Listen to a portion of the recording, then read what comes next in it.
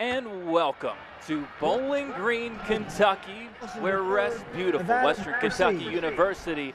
And at the bottom of the hill, where the Hilltoppers reside, you'll find yourself inside of Houchins Industries L.T. Smith Stadium, where tonight the Western Kentucky Hilltoppers welcome the Nevada Wolfpack. WKU coming off a bye after a tough loss on the road at Toledo. Nevada just dropping a tough one against WKU's chief rivals in MTSU. I'm Tyler Eaton, joined by the great Terry Obie here tonight. And Terry, this feels like one of these games headed into conference play for both sides. You don't label it a must-win, but boy, it's a wanna-win for both teams. Yeah, you're talking about momentum. I mean, they both struggling the last couple of weeks, and now they come together, and it's going to be all-out fight now. It's all-out war. Talking to the coaches, they described it as being a war. Yeah. Going out, getting a chance to establish themselves and reestablish themselves and get ready to get played on track. And Nevada's got a lot of reestablishing to do, especially at the quarterback position. We don't know for sure what this balance is going to look like, but what we do know, Terry, is when Chubba Purdy is out there, watch out for what he can do with his legs. Yeah, Chubba Purdy. I mean, he can do a lot of things, and especially running in space, and that's going to give WKU a lot of problems, because like last week with Toledo, a couple of weeks ago, the running game was a big thing. And if they watch the video and film and they see what's going on, they're going to try to exploit them for the running game. I think everybody knows on the other side what to expect from WKU and that gunslinger,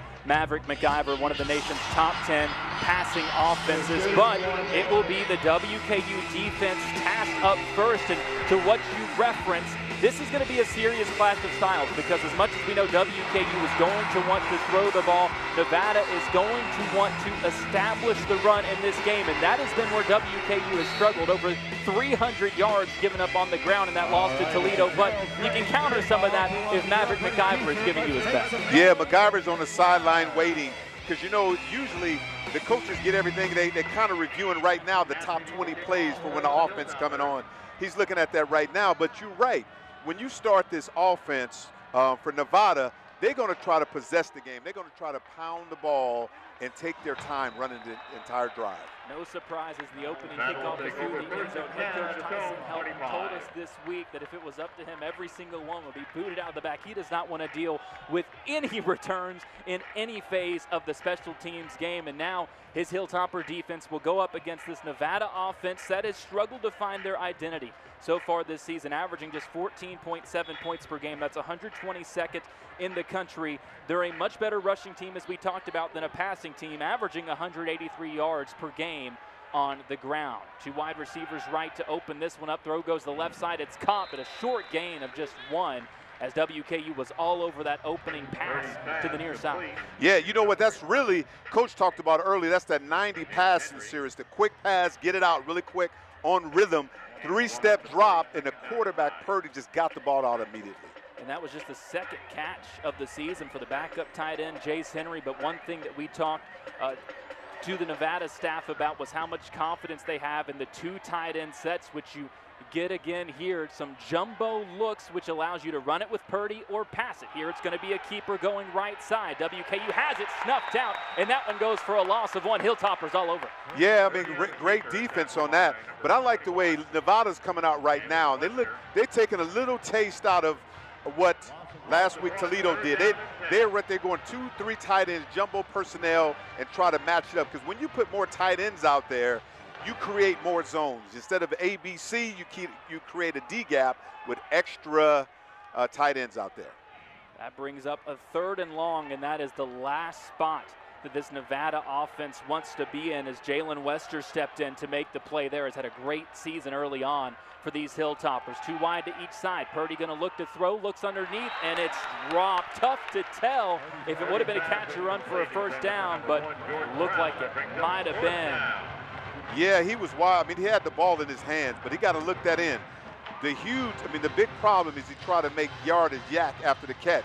That's what the 90 series passing game allow you to do, but you still got to catch the ball first. Jordan Brown unable to hang on. Would have been his 12th catch of the season. Had a solid game in that 1-point loss to MTSU, which we'll talk about more as the broadcast goes on. And immediately, the Wolfpack will have to punt it away with Bailey Ettridge, top 25 in the country in yards per punt. This one a high booming one.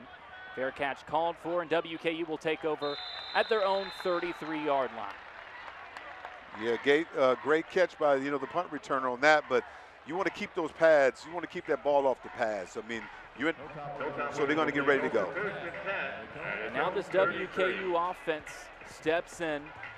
As we take a look at our starting lineups presented by South Central Bank, it's going to be a bit of a reshuffling up front. We learned just before the game the Hilltoppers without their starting right tackle in this one with Devin Smith. So we'll see who they slot in there. Marshall Jackson, Lawrence Seymour, Elijah Williams, Quincy Jenkins, the other offensive lineman going left to right. Musa Berry, that wide receiver, Terry, coming off a great game against Toledo, was one of the few bright spots for WKU as the Hilltoppers get things started through the air. And what a great hustle play, weaving through for the first down to the 44-yard line is the tight end Noah Myers. Yeah, I know this is it's probably a South kind of concept, but Meyer right there, he was wide open over middle on that, what they call that tight end shallow cross. Working quickly. This time it's a screen to the left side into the hands of Berry, who we just mentioned.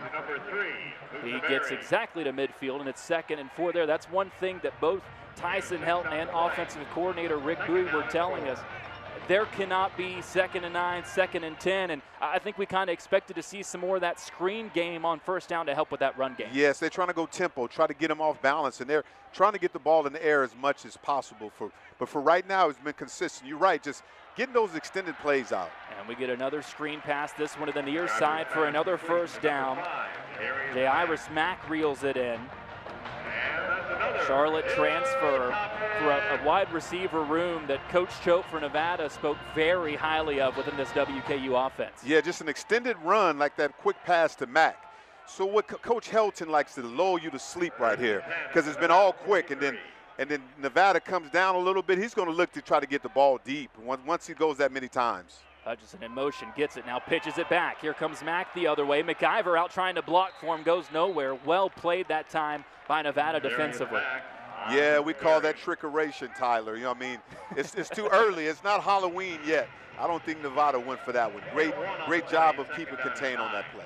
And again, we see what we were talking about, whether it be the screen game, whether it be plays like that. WKU, you just get the feeling coming off of that Toledo game where they just could not get anything going in the ground game. And it's really been a struggle all season long, but just 59 yards on 28 rushes in that one. Feel like they're going to get creative in that facet. Yes, right now they're putting WKU in a situation to throw the ball. McIver pumps, now throws near side. It's collected and caught by Matthew Henry. He's knocked out of bounds just short of the sticks. It'll be 3rd and 2 as Henry reels in his first catch of the ball game. Came out with quite the start. Had an incredible season opener for the Hilltoppers. Has been a little quiet since then. 148 yards and a touchdown against Sam Houston. Just 50 yards since then, but has caught a touchdown in every game so far this season. Yeah, he does a great job with catching the ball with his hands and getting out. They call that the out route on that one, to get the ball out quick. And then now here we come to taste their own medicine. They come and get big personnel because they got to run the ball. They got two downs to get this one. It's a direct snap, ball going right side. It's enough for the yardage and then some to the 30-yard line. Like you said, WKU came out heavy, and it was George Hart that took the direct snap. The redshirt senior in this crew of running backs where freshman Marvis Parrish is the main guy. But, Terry, you're going to see 4 different running backs get pretty good playing time in this game for WKU. Yeah, I mean, they got a lot of guys shifting in and out, and that's exactly what they're doing. They're on the fringe right now of the red zone. They try to take the shot. They're really strong play to the inside receivers or to the tight ends in this situation. 7th-year head coach Tyson Helton said this part of the field is his baby. Yes. And he wants to see more touchdowns here. Handoff going up the middle.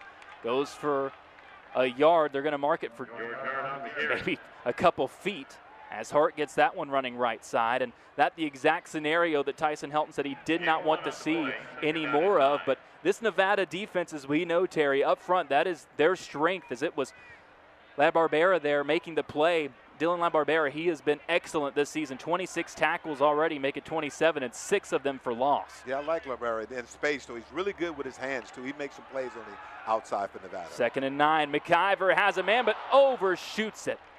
Trying to hit Henry between 3 defenders, but all of them had given him a cushion of 5 or 6 feet. And that's a battle that we expected in this game, too, whether or not Nevada would come out and press some with man or drop back in zone. Yeah, but Henry, I'm thinking that effort, I don't know, he maybe short-armed a little bit. You got to go get that. I think he has more verticals than that. He got the opportunity to get that play because you got to make it for your quarterback. You ain't a wide receiver, you're a wide retriever, so you got to bring that bone back to the quarterback. That was spoken like a former wide receiver. Regardless, sets up a 3rd and a long 9 here. 2 wide receivers on the right with the tight end. McIver gets the snap. He's looking to that left side. One-on-one. Jump ball. Is it caught? It is, but out of bounds. Ruled incomplete on that far side. Had Barry one-on-one, reeled it in, but did not get anything in bounds. Yeah, Barry was 101, but I think the cornerback did a great job. Adams did a great job of covering, forced him wide on the outside, though. He got to make sure he keeps 2 yards from the sideline on that. Great job for the defensive back. Now Nevada, great stand. Anytime that you hold this WKU offense to a field goal, you've gotten the job done. As John Cannon, Maverick McIver gets all the talk about the name, but John Cannon, the kicker, has, I think, one of the best names in college football. He lines this one up from the right hash, and it is no good off to the right side. Wow. Yeah. Again, they had a lot of penetration. Great job by Nevada on that one. Bringing a lot of penetration on that kick, put a lot of pressure on him, made him force it. UKU, where the 47-yard field goal from John Cannon, no good off to the right side. His first miss of the season has us still scoreless in this matchup between the Wolfpack and the Hilltoppers. Tyler Eaton, former NFL receiver, kick returner, punt returner, do it all. I think at some point they wouldn't have dared to put him at Waterboy, but he might have volunteered to do it. Terry Obie with me up here in the booth. As Nevada comes back out looking to get anything going offensively, just 1 yard on their first 3 plays. Here a much bigger gainer going to the left side as we see Herschel Turner get his first touch. He breaks through into WKU territory. Terry, it looked like that play was dead, and he somehow bounced it out and got all the way to the WKU 41. Yeah, Turner got great legs on contact. Is yarded after catch. See, he keeps his feet running, especially on contact, keep churning. And what happens is WKU not wrapping him up. You cannot hit him on the top. You got to hit him about the legs, but great job with him, and he's going to continue to go. On first down, they love to run the football. That one goes for 30. For the sophomore Turner, transferred in from Utah State and has been an immediate impact player. This time he's got it going right side. Gets some help out with the block, but WKU able to fight through. Had the numbers. It looked like Turner might be able to turn the corner. Unable to, and that only goes for a gain of 3.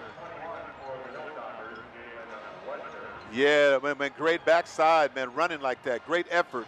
But he almost had his outside to get on that the corner, and he was gone. Turner started the season with a negative 15-yard performance on 8 carries against number 2 Penn State. In the last 2 games, he's really broken out. He's run it 23 times for 168 yards in a win against Sacramento State and a late loss against MTSU. This one a run going right side. Turner out swamped in as Ramseur. He's up to the 32, and that is just short of the line of gain. It's going to be 3rd and about half a yard here. Yeah, that was really good, a really good power play. I enjoyed that with Foster, man. He made something happen on that play when you're making plays like that. So 3rd and half a yard for this Nevada offense, averaging under 15 points per game on the season, coming off a 14-13 home loss to MTSU. Bouncing it outside and getting across for the first down is Ramseur. They go back to him, and that was stuff up the middle, but a really good cut to get outside and get enough for the first down. Yeah, I'm liking his vision. I mean, popping outside on that. But the big thing is he broke contain, great move, and seeing vision. That was the inside zone, meaning an A-gap between the center and the guard, but he popped out there to make sure he get that wide open. Yeah, the most impressive thing there is he popped it outside. Brackenridge had it contained for WKU, like you said, and then immediately cut it back right and was able to pick up the first down. Pistol formation here. Man comes into motion. Handoff goes up the middle again. WKU all over it, and this time they're able to hang on and stuff that for no gain as Turner wasn't able to break loose again. Yeah, Turner was trying to, but what I like about it, the first person cannot stop him. He is moving.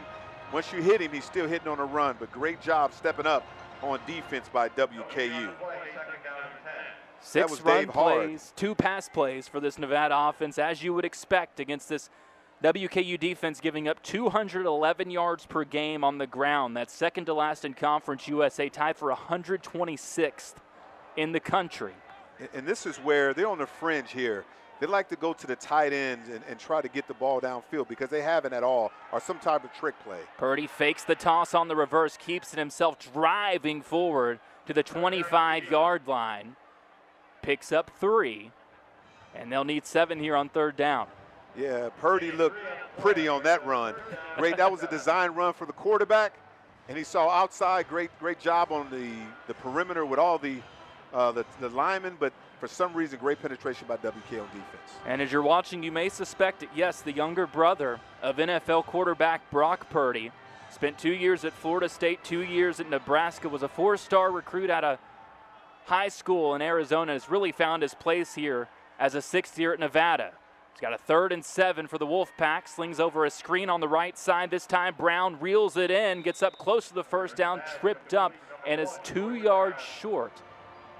And decision time for Nevada in a game where Coach told us, Terry, possessions are going to be at a premium, and he knows his team is going to need points to win this game. Yeah, possessions are important, but downtown Brown, great feet on the execution there. The Wolfpack had gotten to the line quickly to go for it, but WKU takes their first timeout. And we're going to take one as well. Huge play upcoming in this ball game early on. Nevada has pieced it together offensively, doing what they want to do on the ground, but a huge 4th and 1 on the way in a scoreless ball game from WKU. Back with you, WKU, for a huge 4th and 1 early in this ball game. Chubba Purdy has been running this offense after it went back and forth between he and A.J. Bianco against MTSU last week. He's got 2 wide receivers each way. The Wolfpack need a yard. At the edge of the red zone as a flag comes in. Motion against the Wolfpack. Yeah, see, that's the thing with the Wolfpack have been doing is putting themselves in bad positions and making mistakes that's very costly. Now you have to kick a field goal instead of going for the ball on that particular down.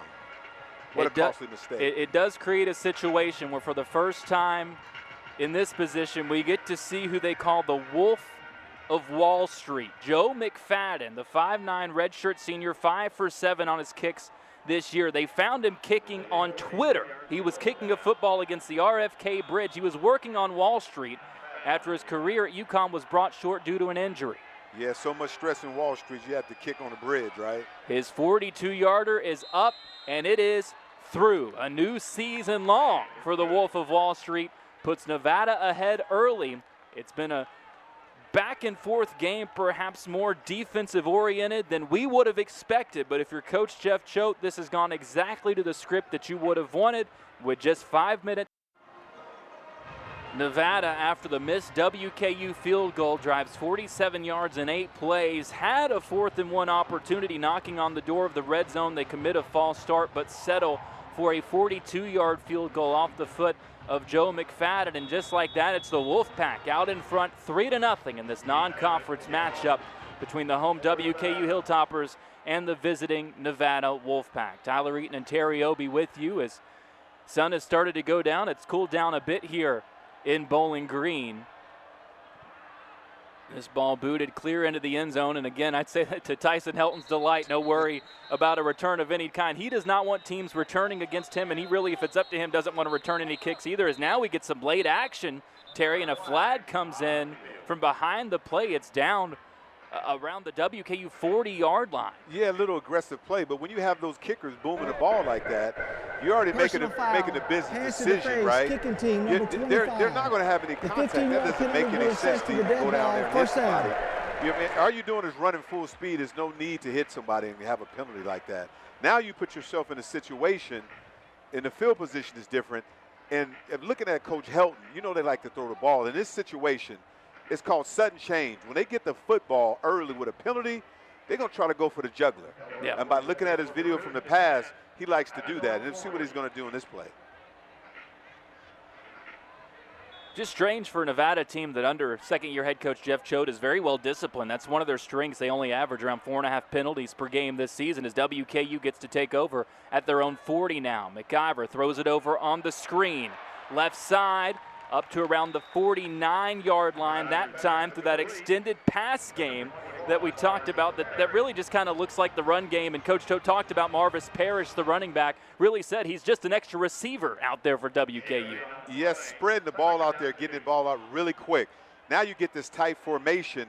Now you have a lot of things to do. You got two safeties deep. Now you got an opportunity to get something down the middle.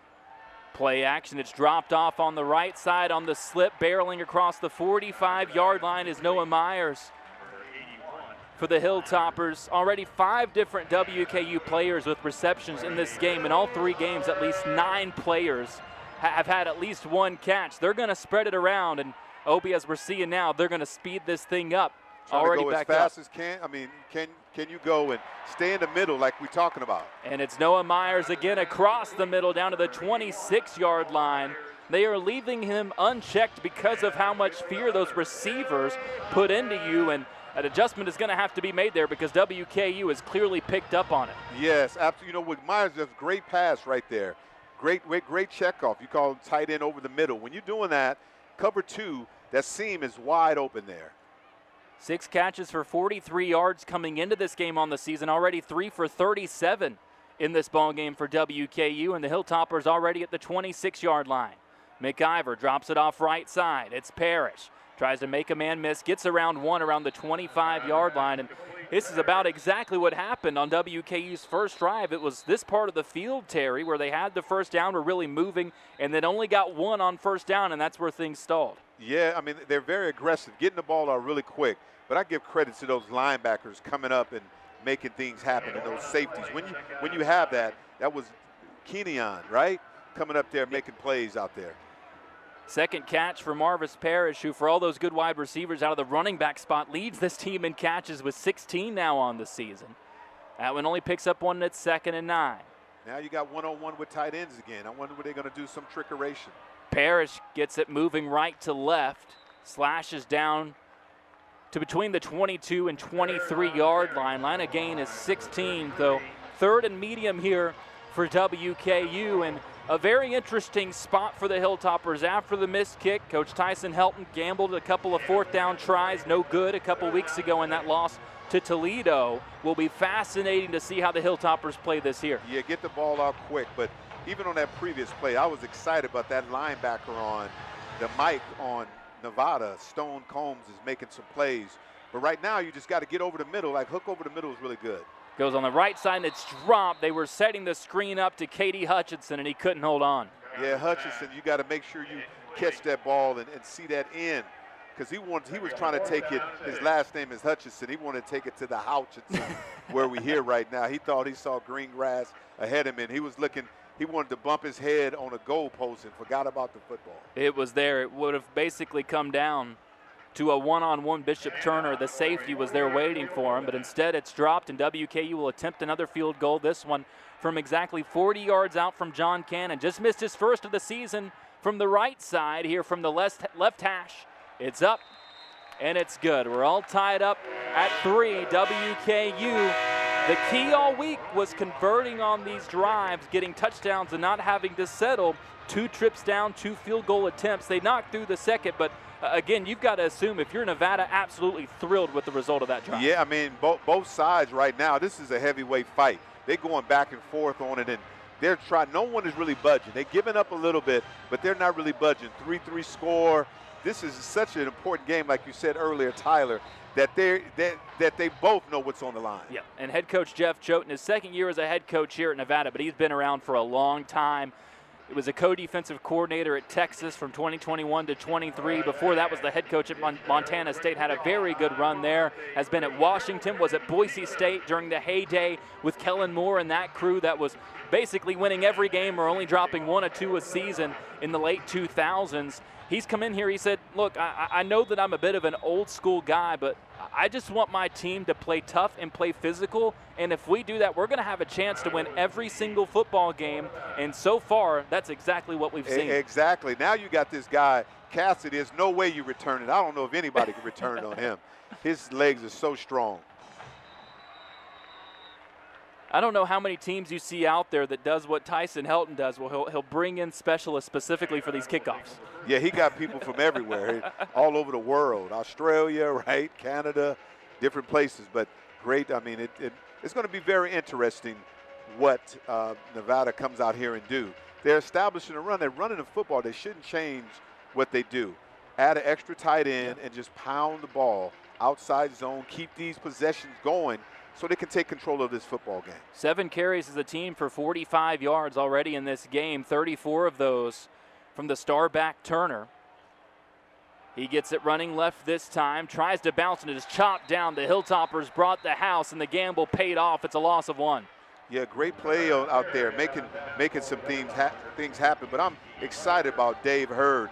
Dave Hurd right there made sure he had contained, missed blocking, and came up there and made a play on that. Great eyes in the backfield. He didn't get caught downfield. He knew exactly what was happening.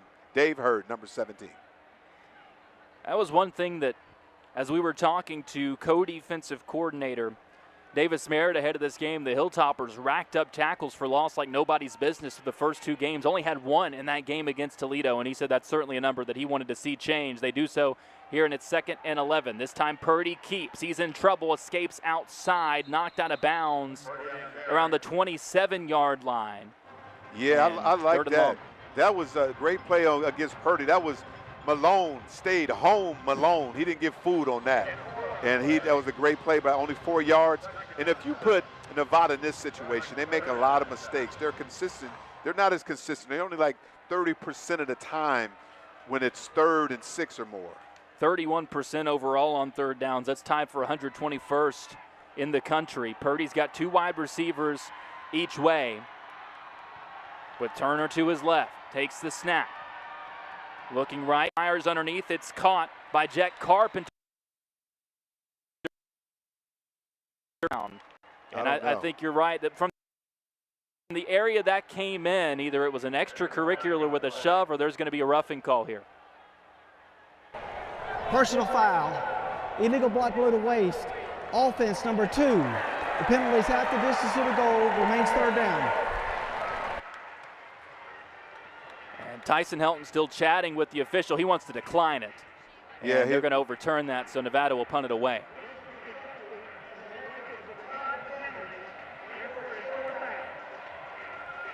Yeah, it came into the spot where it's tough to tell what the call was, and there it is.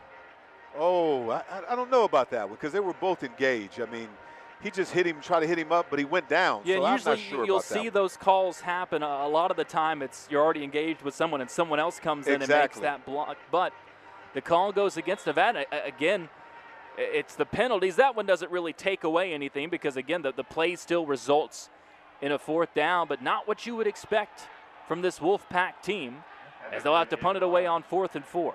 Yeah, this is an unusual formation for the punt.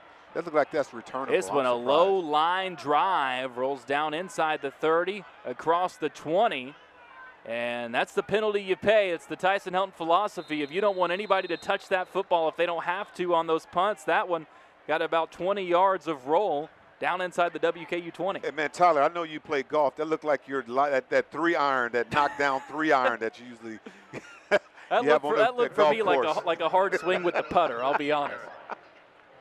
Wow. And it pins WKU at the 13, and that's one stat that you'll always hear about with punters is those punts down inside the 20. So for Bailey Ettridge, you can make it 6 now on the season. He can still add it to his total. Doesn't matter how you get there. But the Hilltoppers will take over with 87 yards to go in a 3-3 ball game late here in the 1st quarter. McIver, 3 wide receivers to his right, 1 left. Now brings a man in motion. It's a handoff going left side, bouncing it outside, and getting across the 1st down marker near the 25-yard line is George Hart. Yeah, I like that play. You know, it wasn't a diamond. It wasn't a spade. They called the heart on that one. He has a lot of heart down the field and stumbling, grumbling, physical, making plays down. He's more of the physical running back for WKU. He's a gritty player, started as a walk-on at Arizona State, earned his spot. WKU coming off their first scoring drive of the game. Nevada turns it right back to the Hilltoppers, who are looking to build on this last drive, Terry Obi, and finish with a touchdown instead of a field goal, as they've really been working in this one, the running backs and the tight ends. Yeah, it looked like Myers and they got them both going, and Parrish is They got him open in like 24 hours. Like Myers is open. I think he's open all day. And they're looking at the tight ends to make plays all game. Hilltoppers take over this time at their own 26-yard line. All square at 3. Tyler Eaton and Terry Obi with you from Bowling Green. Pitch out to the right side. It's Hart, bounces across the 30, 35. He's up to the 40, first down and then some, and pushed out of bounds at the 42-yard line for a gain of 16. Yeah, very impressive on that, making plays on the outside. You know what? Marshall Jackson is a highly recruited offensive lineman, and he made that happen on that. So when they go wide open like this, is they try to run MacGyver on this situation. Look like a pass and kind of quarterback run. He's going to throw here. He's looking across the middle, has a man, but it's picked off. He was fooled by the coverage and snooping in to get it. What a play, dropping down and making the play on that football, Terry Obi. Yeah, great. I mean, fooled him on that. It looked like cover 2, but that was cover 2 man. And it was the linebacker, E.J. Smith, that dropped back. Great play, great instincts. It's the second interception of the season for Smith. It's the third for Nevada as a team. They've gotten 2 from Smith out of the linebacker position, and the other a pick 6 from Maldonado, Jonathan Maldonado, a defensive end. Yeah, they did the same thing. Toledo did the same thing with cover 2, but they went cover 2 man where the linebackers are underneath. And MacGyver did not see that. Just the second interception of the season for Maverick MacGyver. Sets Nevada up with prime position at the WKU 43. Pitch over to the left side. Shoved out of bounds is Herschel Turner. Gets a couple on first down. What a momentum swing in this ball game, as it seemed like that WKU offense averaging nearly 40 points per game was picking up steam, and now Nevada can settle back in with their run game and play a little keep away. Yeah, outside zone there with, but Holloman made a great tackle on the outside and making that play for WKU. And I'm surprised that Nevada hasn't taken a shot yet. No, just 4 pass attempts in this game. Now Purdy's completed 3, but for only 10 yards. They've kept everything short, perhaps looking deep here. He is down the right side. One-on-one, jump ball, nearly picked off, and a flag comes in.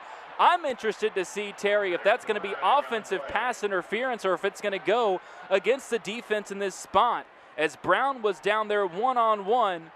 And it was very nearly picked off by Javen Mack. No, it looked like pass. He didn't. Pass interference. For the ball. Defense number 12. Frustrating to see that. 15-yard penalty. He made a good Automatic first down. Let's get another look at this one. It looked like I was with you that Mack just swooped in and made a play on it.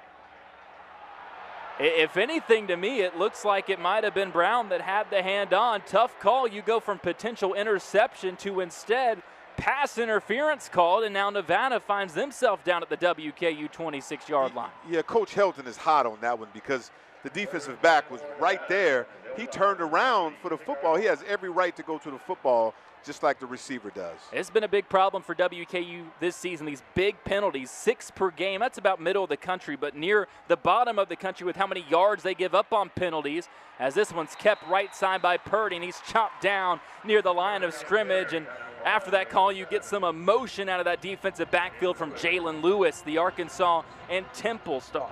Yeah, I'm glad he came up there and made that play. Lewis was in charge of contain. He did not let anybody get outside of him.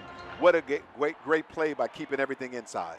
Originally from Brownsville, Tennessee, a 3-star recruit after those stops, makes his way here to WKU, picked off a pass in the opener against Sam Houston. And his Hilltopper defense now faces a 2nd and 9 against this Nevada offense knocking on the door again.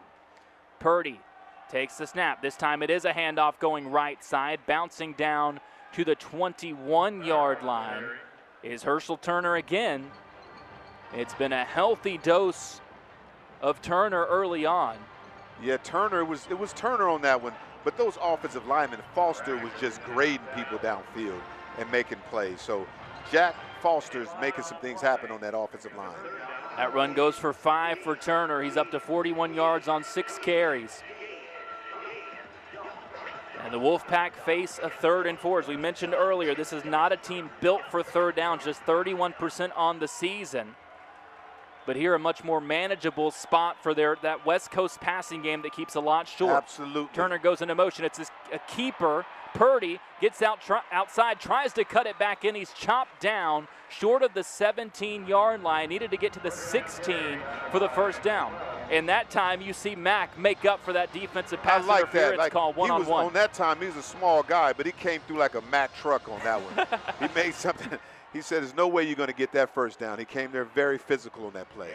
And once again, it looks like we'll see Nevada on a 4th and 1 deep in WKU territory keep the offense out on the field. Last time it was the false start by the receiver, Jordan Brown, that forced them to take the field goal.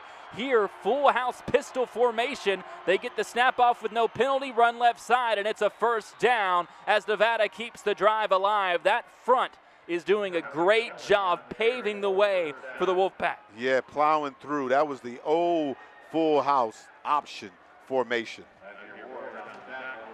Coach Choate told us he's a bit old school when it comes to every facet of the game, as it's Dominic Kelly, the freshman back, who gets the carry and picks up 4 to move the chains down to the 13-yard line for a Nevada offense that in the red zone is 5 for 8 overall, but only 2 touchdowns in those 8 trips. Yeah, they're going to try to run this football and then eventually try to get the ball out. But see, this is where they make a lot of mistakes here. False start. Offense number 55. 5-yard penalty, remains first down. It's Foster, he was just talking about, that jumps on the left side after the motion, make it 1st and 15. Coach Choate had said during his press availability earlier this week there was an instance in that MTSU game where Nevada got down around the red zone, threw an interception in the middle of the field, and he said, guys, I can tell you one thing, we will not throw another pass in the middle of the field in the red zone. It'll be a throw outside, or we're going to run this football. And with Purdy in there, it's been Purdy the whole way. No Bianco so far. And you got to assume they're going to keep it on the ground. And he's sticking it to it. You're definitely getting it out there. Quick passes. Screen game left side. They use the versatile tight end in Carpenter, but it goes nowhere. Chopped down at the 19-yard line. That's another loss, this time of 1. So, yeah, this put them in a tough situation. When they're anything over 7, 8 yards, it makes it tough for them.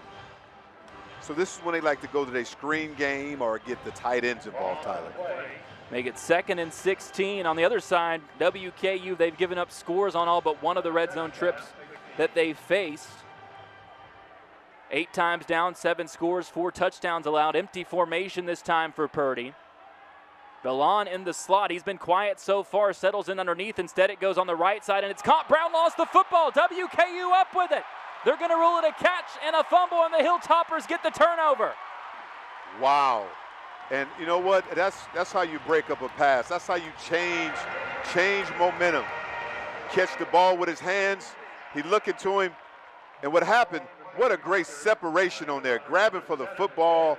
When you make plays like that, you can change the momentum for an entire game. It was Brackenridge that came in to force it for WKU. Jalen Lewis recovers, and WKU escapes with the forced turnover. Both teams just doing whatever they can to not score in this ball game. Add it all up, and it's still 3-3 in this one with under 10 minutes left before we get to halftime. WKU will take over and try to get that high-powered offense going.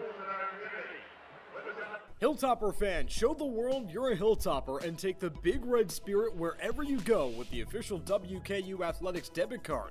Available only at South Central Bank. South Central Bank is proud to support Western Kentucky University and be the exclusive provider of the official WKU Athletics debit card.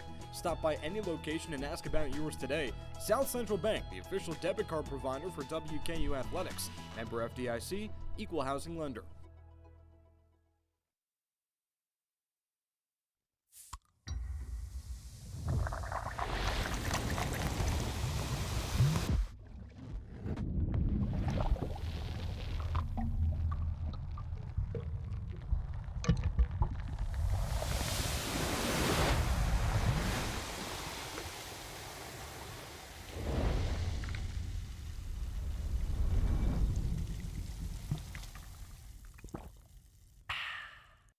Houchins Insurance Group is an insurance broker that focuses specifically on commercial insurance, but we represent all areas of insurance. If you go down our hallway, you'll see all of our nameplates, and our job titles are listed as owner. And that is truly the foundation of our culture, and I think that's what our customers experience every day through our products and services. We are superior in service and quality. We've got to provide the best resources for our clients day in, day out.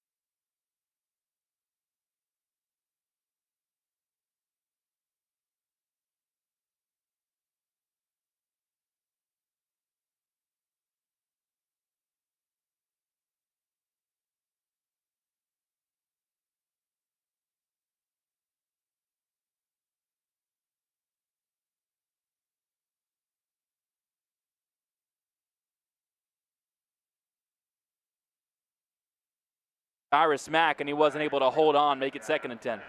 Yeah, he was trying to get the ball so he can get some yardage after the catch. They're getting the ball off very quickly, but great zone, great coverage on that play.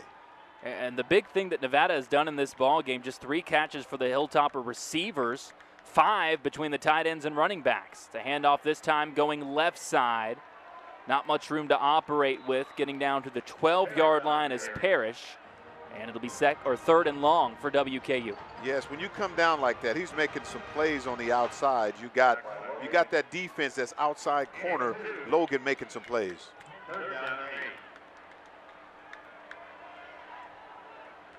That was Najee Logan making the stop, 6'3", 228, 6th year. Spent a year at Indiana, 4 at UMass.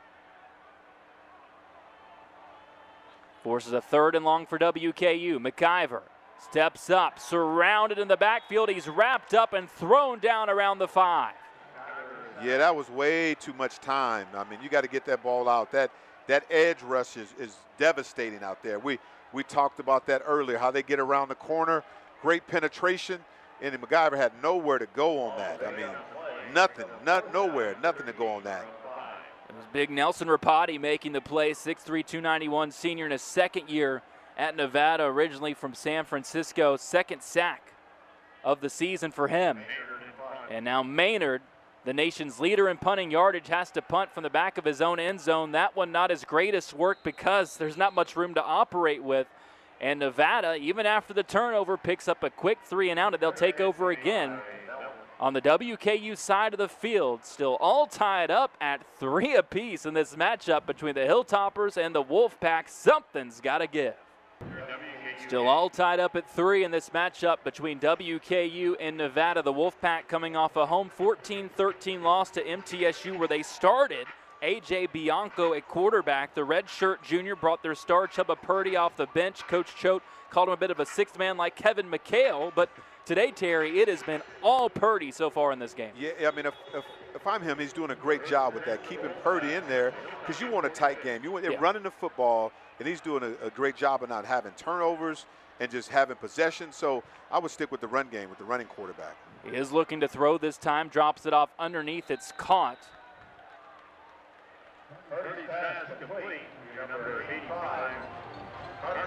Again, we see Jet Carpenter. They have had him heavily involved in this offense so far. Already 3 catches, not a lot of yardage, but Coach Choate was raving about these tight ends. Really said his 2 tight ends between Carpenter and Jace Henry might just be their 2 best offensive players overall. Yeah, at that time Purdy was on the outside to Carpenter, like on a check down on that one, because it was a blitz by WKU. 2 wide receivers on the right side. They've got the tight end stacked on the left. Now Carpenter comes into motion. Purdy claps, gets the snap, fakes the toss. They've got 1 wide receiver across the middle distracting, and Carpenter leaks out. He's down inside the 10. They're going to say step down at the 5. or it would have been 6. Drew that one up perfectly. They brought one wide receiver across the middle to get all the attention, and Carpenter leaked out wide open, Terry. Yeah, that's that West Coast, you know, you fake the throw and you put the tight end on like the double move. That looked like a, you know, like they call it a double bubble, meaning you fake the bubble screen and you send the tight end deep. Great call, great play at that situation. Now just pound the football and run power. Try to get that ball in with these 2 tight ends now, 12 personnel. They'll officially mark it down at the 6-yard line. Purdy takes the snap, hands it off. Nope, keeps it right side through. Fooled me, fooled you, fooled the defense, and he scores a touchdown. Yeah, I mean, a great play with a keeper on that because they was looking for power. Quarterback keep on that. Read a zone. That was a zone read by Purdy. What a great decision on that. He saw the end travel in, collapse down. He knew the outside was wide open. Second touchdown on the ground of the season for Chubba Purdy, and just like that, Nevada in front 9-3 with the extra point pending. Yeah, they played a physical brand of football on that drive.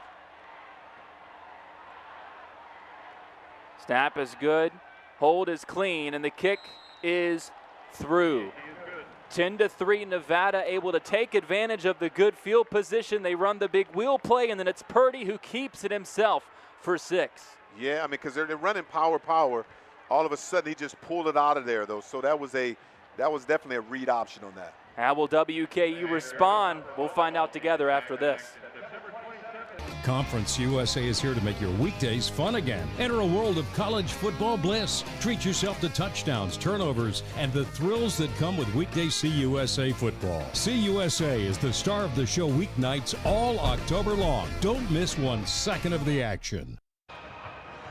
After their win against Sacramento State, Coach Jeff Choate said he wanted to take some of the weight off the shoulders of his quarterback, Chubba Purdy, going into that MTSU game. And 1 game removed since that loss, he has taken this offense over again, Terry. It has been all him through the air, on the ground, and he finished this drive with his legs. Yeah, I mean, excellent call, excellent play by him. He's the quarterback out there, and Purdy made the right decision on that. He was going power, but that was a check with me to see what he's trying to do, and he saw the end crash, and outside there was no contain. Chubba, as you could probably guess, not his given name, legally named Preston. Terry, I'll leave it to you. Do you want to guess why they call him Chubba? Why? Apparently, he wasn't just a huge baby. According to lore, and by that I mean according to Chubba Purdy, he was 38 pounds on his first birthday, and so his dad, Sean, said, you know what, you're Chubba now. We're just going by that. Absolutely, man. That must have been tough on his parents. So he was a toddler coming out. I mean, I'm going to guess pounds? older brother Brock was a little bit lighter. Wow. WKU takes over, trailing now by a touchdown. McIver takes the snap. It's a handoff to start the drive, and it goes for a yard as George Hart was able to wiggle through. Not much space to work with. They'll give him 2. Pretty good block on the perimeter by the ends on there pulling on that. That was a couple of the guards pulling on that, but you still got to get the football field down. And what they're doing is they're mixing up. They're doing a great job of getting the ball mixed up. But stay with the tight end. And they are mixing up this Nevada defense with those seam routes so far from the tight end Myers. He is just feasting in this first half for WKU. His 4th catch already, and he's over 50 yards receiving as the Hilltoppers work quickly with another first down. McIver keeps, throws, left side, diving effort. It's caught. Low sweeping catch from Musa Berry for another first down. Yeah, I'm liking his quick offense. I mean, it's a quick passing slant. You fake the run, get the ball. He went down low and grabbed that worm burner. Go down there with his hands and make a play, big guy. Ball at the 42-yard line. Run goes left, and it is again just walled off by that Nevada front. Yeah, stuffed. I mean, that was stuffed in the middle. I mean, those guys are pure power down there. Hart had some success early. Now 6 carries for 37 yards in this one. Interesting to see how much they're using him in that run game compared to Parrish, who has really been the feature back for the most part. The freshman, 93 yards on the ground coming into this game. Hart just 64 on 17 carries. But he's still in his McIver rolls right. Pumps once. He's going deep. Throws it into double coverage, and it's knocked down. Oh, man. I mean, he threw that ball to try to get it deep, but he had an opportunity to run that football to get at least 8-9 yards on that. But I can see what he's trying to do. McIver's trying to You remember like that old show MacGyver, he's trying to trick out of his bag, you know, try to make something happen. The old show we used to have, and MacGyver would get out of anything. Well, he'll flash that Maverick in him, too. He's going to take his shots and clearly has some trust built up with Musa Berry after that 3-catch for 110-yard performance, albeit in the loss, 45-21 on the road to Toledo. WKU trailed that game 45-7 in the third quarter, and they were down 14-0 just a couple minutes in with 2 turnovers in their first 5 plays. Interesting blitz is here. MacGyver wrapped up and thrown down in the backfield. Another big play as Nevada is able to break through, get the sack, and bring a WKU drive to an end. This time, it's LaBarbera. He has been everywhere this season, his 3rd sack of the year. LaBarbera was, man, he was a barbaric on that one, making plays, coming off the edge, using his hands. Great call, great play.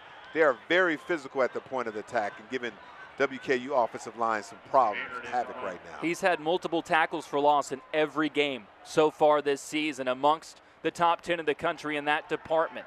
Maynard, a high punt, will bounce just short of the end zone and then go in for a touchback. That was one thing that Coach Helton mentioned. It's a very minor detail, but he wanted to see some more of those opportunities to pin teams inside the 20. Just 4 for 15. Maynard is in that department now. Granted, it's because he's got such a big leg that you don't see it happen too often, but now Nevada's defense again able to find a way to stall out WKU, and it seemed like they were piecing things together offensively. 2 quick first downs through the air, and then you hold them down, force the punt, and get the ball back to your offense with a 7-point lead. Yes, Coach Tyson is looking at his plays and looking what's going on, but Nevada has a great game plan, more of a bend, don't break, and they are definitely making sure they get the best out of their opportunities. They're going to keep it on the ground to start this drive. Handoff goes outside as Turner is chased down and thrown down. Fowler making plays on that one. He came up there physically, and that's what you got to do with this guy. If you're going to tackle him, you got to make sure you come up hard. You can't come up scared and slow against that running back. And their scheme really puts pressure on your corners like Flowers to come up and make some plays. The redshirt senior had 10 tackles on the season coming into this game. He's not afraid of the contact. No, he said, no, I want my Flowers now. I don't want to wait later. 2 wide receivers set here. Got to keep your eyes on the tight end. Boy, what a game it's been for Jet Carpenter so far. 4 catches for 42 yards and set up that last touchdown. Bellin in motion. Surprised we haven't seen much from him yet. And we speak it into existence as he catches the out route. Was nearly deflected diving effort from Harrod to no avail. Wow. He was really close to making that play, but great job by the receiver coming back to the football on that. If he didn't do that, that would have been an interception. Great hands on that. First catch for Marcus Bellin, who's been around for a long time. Redshirt senior, spent a couple of years at UTEP, so familiar with WKU, at least in the conference, but didn't play in any of the games between the 2 teams. Over 800 career receiving yards, has been one of their top targets this season with 11 catches for 158 yards. Leading the team coming into this ball game. That one set up a 3rd and 2. Back to the ground game, it's Turner. He bursts through across the 35, 40, still carrying defenders up near the 45-yard line. They needed 2. Boy, almost got 20. Wow, I mean, they blew the whole right side of that line of scrimmage. When Grabowski just blowing people, number 54, on that play, making things happen. Then the running back, if you just give him a little space, and there he goes. 7 starts last year on the line for Grabowski as he's really settled into his spot on the right side of that line. Herschel Turner looking like Herschel Walker out there running that football. I was waiting for you to say it. I wasn't going to steal your thunder because I knew it would come. That one goes for 17, and it's 1st and 10 Nevada at their own 45-yard line. They go back to the ground game. That one's stuffed for maybe half a yard. I mean, I like that defensive line play. They're going to have to be physical up there. Looked like it was at Harrison. We talked about the possibility of whether we'd see some more Robbie Harrison in this game. 6'4", 320, can really plug the middle. It's been a season at Arizona State, couple at Indiana. Very talented player. But he and his Hilltoppers on their heels now as we have hit the 2-minute. Exactly left in this first half from WKU, where Nevada leads at 10-3 over the Hilltoppers. Tyler Eaton and Terry Obie joining you. Nevada has enforced their will in the ground game in this one. 88 yards on the ground. They've got about 70 through the air, and an efficient performance from Chubba Purdy, Terry. 8 for 9, as they've been able to use that short route and that big run game to open some things up underneath. As here we get a quick run, and WKU just as quickly will take a timeout to conserve some of this clock ahead of a 3rd and long. Yeah, I mean, this offensive line is very physical. I mean, they are making some plays. When you got that running back, Herschel, behind them, yeah, it's unbelievable, but they're very physical up front. Herschel Turner, we had keyed in on him, the running back, sophomore Utah State transfer who had 405 yards and 4 touchdowns as a freshman last year. 9 carries, 60 yards, averaging just under 7 per carry. We knew the run game was going to decide this game really on both sides, and Terry, that's been the case. 90 yards on the ground in this one for Nevada. They're averaging as a team around 5 yards per carry. WKU told us the big thing. We want our average yards per carry offensively up just 2.5 for the Hilltoppers in this game, and that's been the story. Yeah, you're right. I mean, they're playing their game right now. They're controlling the football and running the ball as much as possible. Even in the spread situation, he could easily have a quarterback draw here. Purdy takes the snap. He's going to keep it himself. Jukes both ways, wrapped up, and he's down at midfield. A horde of Hilltoppers wrap that one up. The first one to get there, I think, was Brackenridge, who, boy, what a first half he's had. Yeah, Brackenridge is making sure. See, that was a design delay run on that one. Brackenridge, great get off the tackle, right? Get off the block, making some physical plays out there, and get your team back in the game and some momentum. Anthony Brackenridge, the senior in his 4th year at WKU, rare today, especially at schools like WKU, that you get to say a player is in their 4th or 5th year, and it is a player that contributes, playing in his 39th career game. 8 tackles, a couple for loss on the season coming into this one. Forced the huge fumble down around the 10-yard line to keep Nevada out of the end zone in what was, before their eventual touchdown, their best scoring threat. Now He's they're got in 4 the situation tackles to punt now. What a great stop. What a great play there. Now on safe punt. This one booted short. Fair catch called for and brought in around the 16-yard line, and that's where WKU will take over with 1:41 left in this opening half. I don't think time too much of a concern with how fast these Hilltoppers operate. And you talking about fast. We're here in Bowling Green, Kentucky. Isn't that the place of the Corvette? Don't they call that fast offense, the little red Corvette?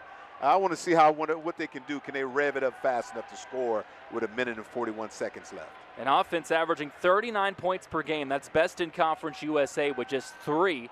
And they had 7 through 3 quarters against Toledo before their bye week a couple of weeks ago.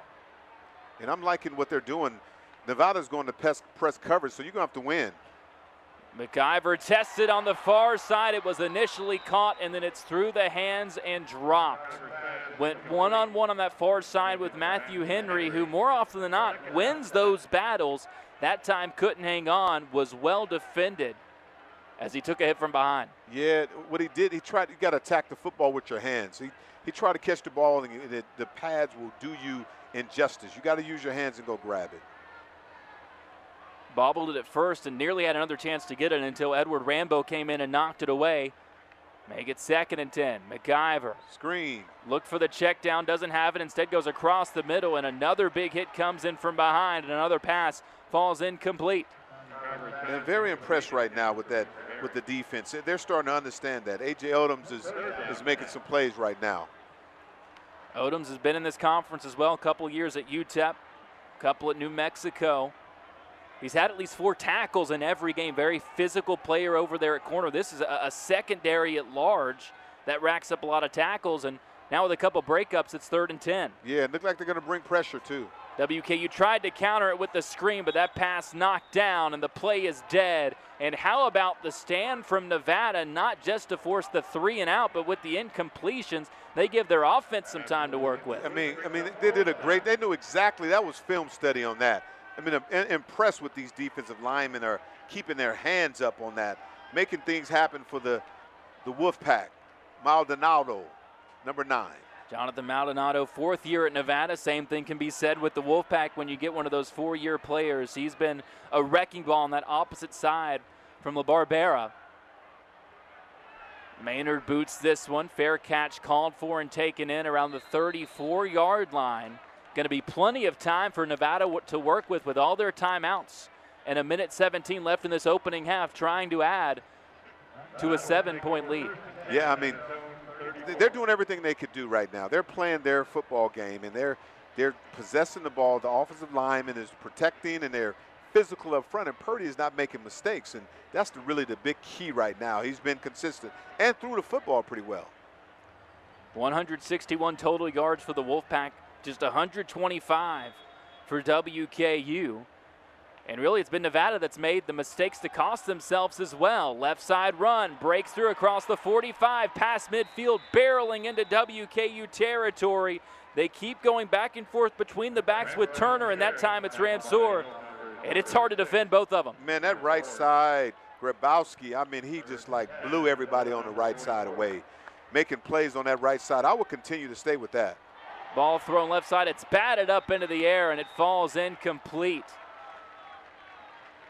Vincent Sneed was the one to get his hand on it and was sure to let everybody know about it. And Vincent Sneed, I mean, if he would have looked for the football, he could have caught it. I mean, it was in the air long enough, but he was celebrating. So, you know what? You know who we haven't heard from tonight? Machiavelli. Yeah. Right? He's got to make some plays. Old former Wolfpack player, and he's been silent tonight on defense. Machiavelli Malatumau, the senior who spent 2 years at Nevada, 9 tackles on the season coming into this game. Coach Choate said he's probably their best defensive player up front. Looked like they got him a hold Purdy's in there. in trouble, but gets away. Flags come in the defensive backfield. Purdy takes a hit as he slides, and there comes another one in. Oh, wow. And Purdy is still down. He took a shot. Had scrambled across the 40 as it stood, would have been about 5 yards short of a first down. We've got 3 flags that realistically could be for 3 different penalties. But that last one, the most notable, is Purdy took a hit trying to slide down to the ground. And we talked earlier, Terry, we hadn't seen any of A.J. Bianco in this ball game, and immediately he jumps up and starts warming up. Yeah, he's got a man. That was a tough hit he took. He's a tough guy. He's coming up right now. I'm glad he bounced up, but what a shot that he took on the way down. But what's difficult that he was sliding down. I mean, you couldn't stop your momentum on that play.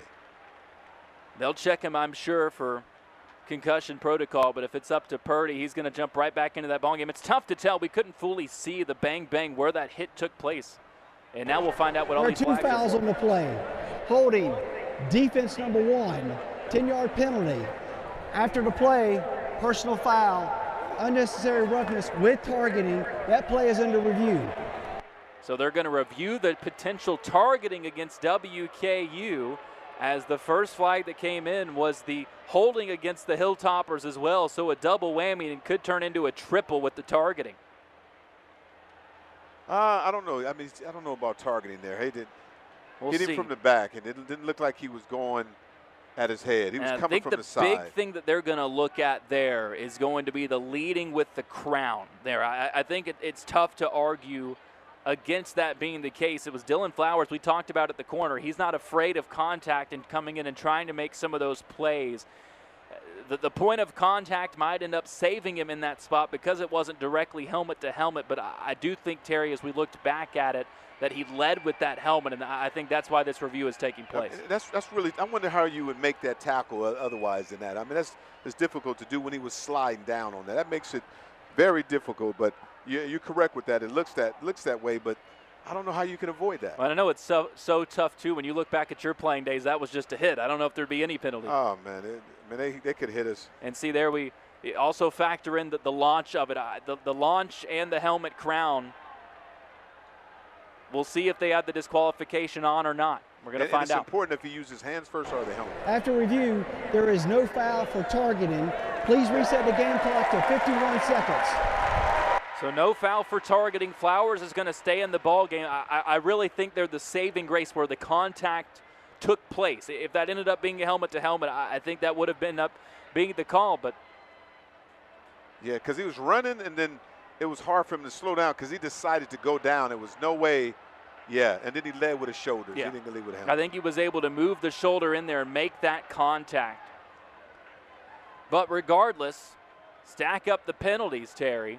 And the review for the targeting didn't have anything to do with overturning the penalty. That was about whether or not he was going to stay in the ball game. Flowers does, but Nevada moves all the way up to the WKU 15-yard line with 51 seconds left in this half as A.J. Bianco, the backup quarterback who started last week, will stand in. And there's going to be some discussion here as Coach Jeff Choate is out from the sideline. And really, he's the better quarterback, too. He's a passing quarterback. He's a thrower, so it's advantageous for him because he was 13 for 23 with 106 yards completion, so it's really good. A.J. Bianca is coming in right now. 1 touchdown, 1 interception on the season, threw that touchdown in the opening loss against Penn State. He's got 1 wide receiver right, 2 left. Turner the back to his left hip. And they've been going to their tight ends a lot. They're just going to keep it with Turner up the middle, slices down to the 10-yard line, and Nevada will quickly take a timeout. And I think just like that, Chubba Purdy is going to try to come back into this ball game. He's the first one to meet his offense with the huddle. Yeah, I'm liking this right now. That offensive line is very physical, and if they look at it, they've been going 2 tight ends. I wouldn't be surprised if they bring another tight end to make a matchup for WKU to kind of fit on that other big guy. That was the big conversation that we were having coming into this game, and it wasn't just us. Obviously, on the WKU side, Davis Merritt repeatedly said, hey, guys, there's one key to this game, and it is stop the run. That's the key. That's the entire thing that we're trying to do in this game. But it's a WKU front that is built more for Conference USA-style opponents, and when you bring in a physical, run 70% of the time team like this Nevada team, it's a real change of styles, and it's tough to defend. Speaking of tough, it looks like Chubba Purdy's right back in there with a split backfield. Yeah, almost like the full house there, and got that tight end in the grip position. Great job. He's going to keep it himself off the fake up the middle. Tough. Down to the 8-yard line. They'll need 3 for a first down. So Brackenridge is all over the place right here, stifling in. Man, they are making some plays here. He's been very physical. 5th tackle already for Brackenridge. It's Jalen Wester, unsurprisingly, leading WKU in the tackle department so far. Came in just 1 off the team lead behind Dave Harrod, the safety out of the secondary. I mentioned these are 2 teams with safeties that get involved a lot. Harrod's got 5 tackles to his own name. And those safeties, there's a lot of pressure on them when you know how much Nevada wants to run it. You want to press up, try to make some plays, but we saw the fake screen slipping out Carpenter earlier for the big game that set up the first touchdown. And here, Terry, a massive 3rd and 4 early in this game. Yeah, I'm seeing this right now. You know, they got Carpenter wide. I mean, they've been consistently going to him against one-on-one with this smaller corner. I would be surprised they don't go back to throw the football to him again. Purdy gets the snap. He's looking left, fires a slant route, and it's nearly intercepted. Very surprised to see that, Terry Obi, because Coach Choate told us we're not going to throw it to the middle of the field in the red zone. They do, and just like the result was against MTSU, it was nearly picked off. Yeah, Marcus Malone, he's got to make sure he make that play. Get inside. You got to get inside that corner. Great play there, but he beat him to the route, beat him to the punch. He just ran that same 90 series West Coast offense when it's quick throwing, it was double slants. They call it drag in. Second field goal attempt for Joe McFadden. This one much shorter. Now they're going to fake it. It's kept up the middle. Bianco hit hard at the 1, and he's down there. It was a fake.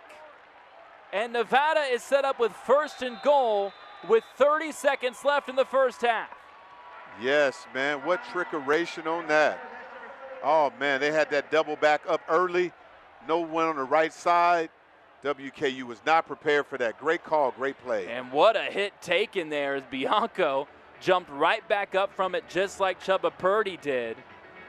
What a play to make. You start at quarterback in the last game. You've had 1 snap in this game, and it was just to hand it off while Purdy was out. They call your number for the gutsy fake field goal, and you nearly punch it in for 6. Hey, that was a huge call by the coach. I mean, you're talking about aggressive and being like that. If you're talking about a game of possession, he knows WKU is going to score.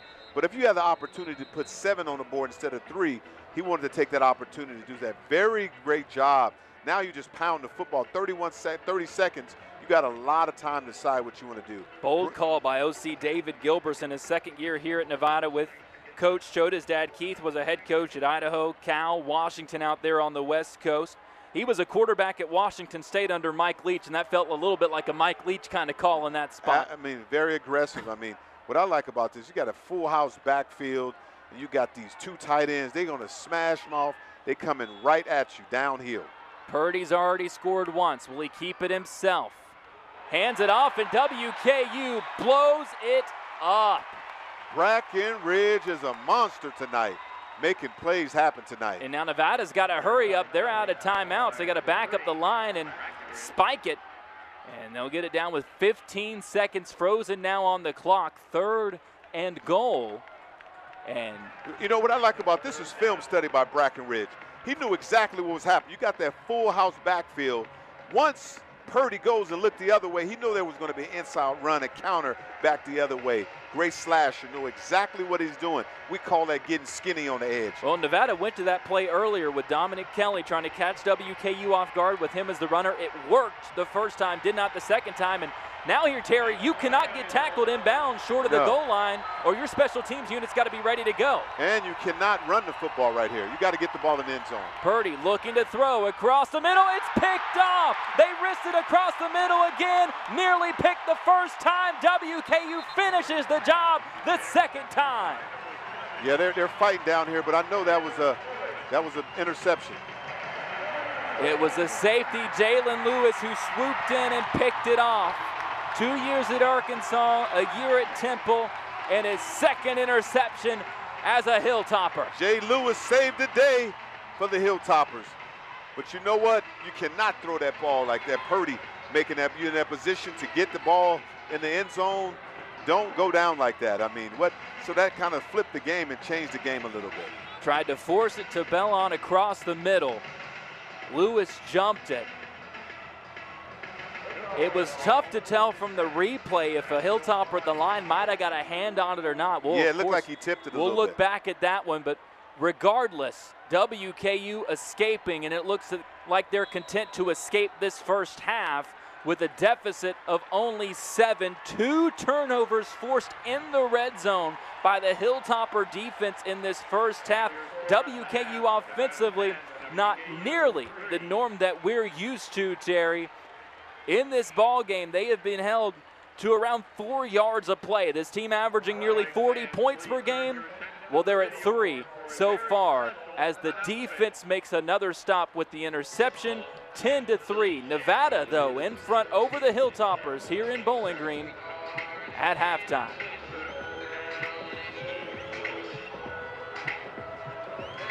Nevada leading WKU as we get set to get the second half underway. The Hilltoppers will get the ball first, and who would have thought, Terry, that coming into the second half, the big theme here would be that the Hilltopper offense is what's going to have to kick into gear for WKU to find a way to get back into this game. Absolutely, and then look at the rushing game, 120 yards for Nevada versus 28 for WKU. That's not really, you got to establish the run to play in a football game like this. So it'll be interesting to see what Coach Helton talked to that team about coming back out here and see what they would start up. They can throw the football, but the problem is you just, in the red zone, having turnovers or not completing those passes. WKU quarterback Maverick McIver had over 700 yards passing through his first 2 games at WKU. Against Toledo, struggled 23 for 38, 235 yards, did have 2 touchdowns, but had an interception that was returned for a touchdown. WKU, Terry, in that game, 2 of their first 5 plays, turnovers, 1 brought back directly for a touchdown. The other one 3 plays later was a Toledo touchdown. McIver tonight just 10 for 19 with 97 yards, and his second interception is a Hilltopper. And it's interesting now, they're going to man coverage right now. Now, Nevada is changing up a little bit. Now they're going back to man. WKU going to come out with a run game to start the second half. It's a productive one out to the 35-yard line for Marvis Parrish, and he did very little in the run game, was involved in the passing game early on with a couple of catches. Just 2 carries in that first half for Parrish, who came into this game as WKU's leading rusher on the season. Now over 100 yards for the year as McIver takes the deep shot down the left side. Incomplete.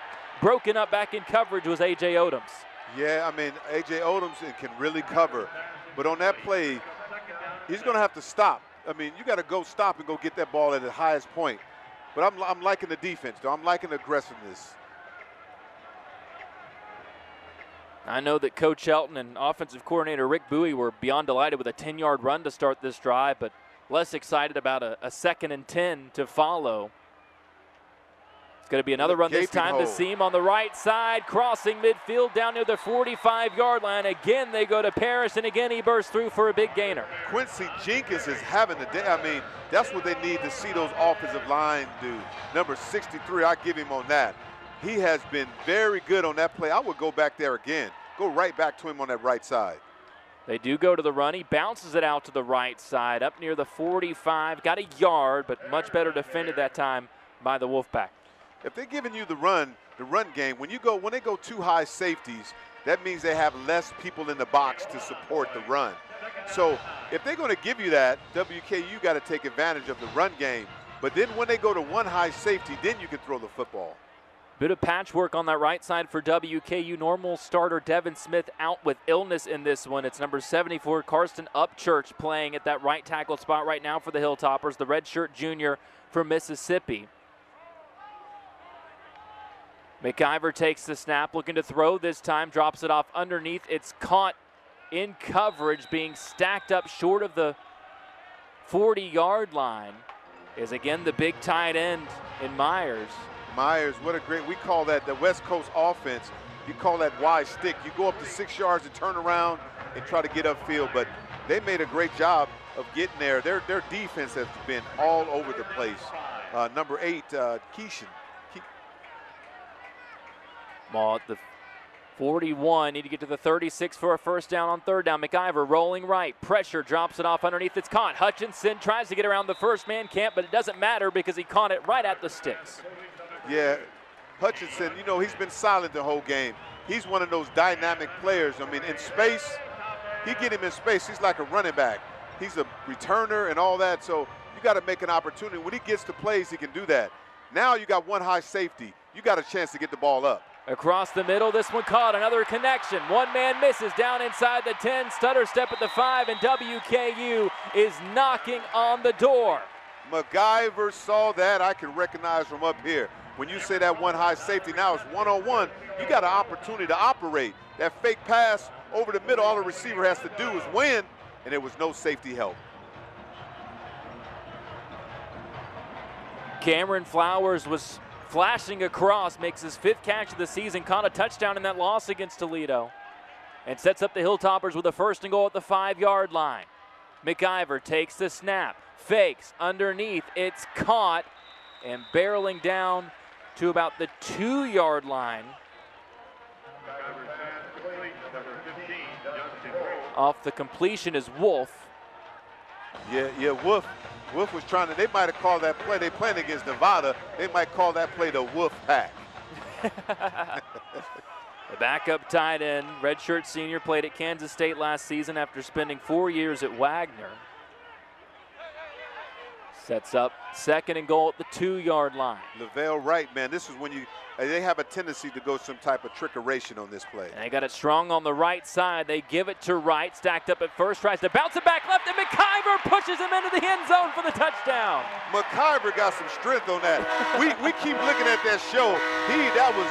That play was stuffed by the defensive line by Nevada, and he was able to push him. I can't believe the quarterback got that much strength. 2nd touchdown on the ground of the season for Wright, and really should get half of it to Maverick McIver, who came in. It was the opposite of a tush push. It was the quarterback shoving his running back into the end zone. Quarterback shove on that play. And incredible, Tyler. I mean, he's active. He wants to win, so he does whatever he can.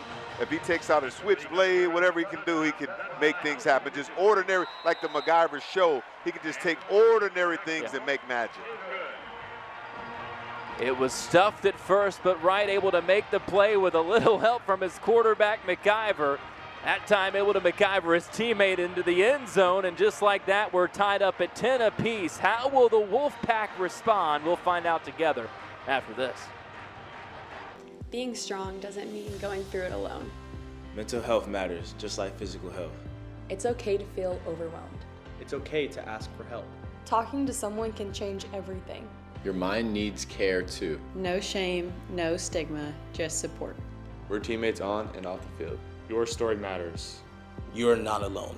We see you, we support you. Let's break the silence together. Mental health is part of the game. Let's continue the conversation. When you purchase a new Jago home, you've invested in a lifestyle built on comfort and superior craftsmanship.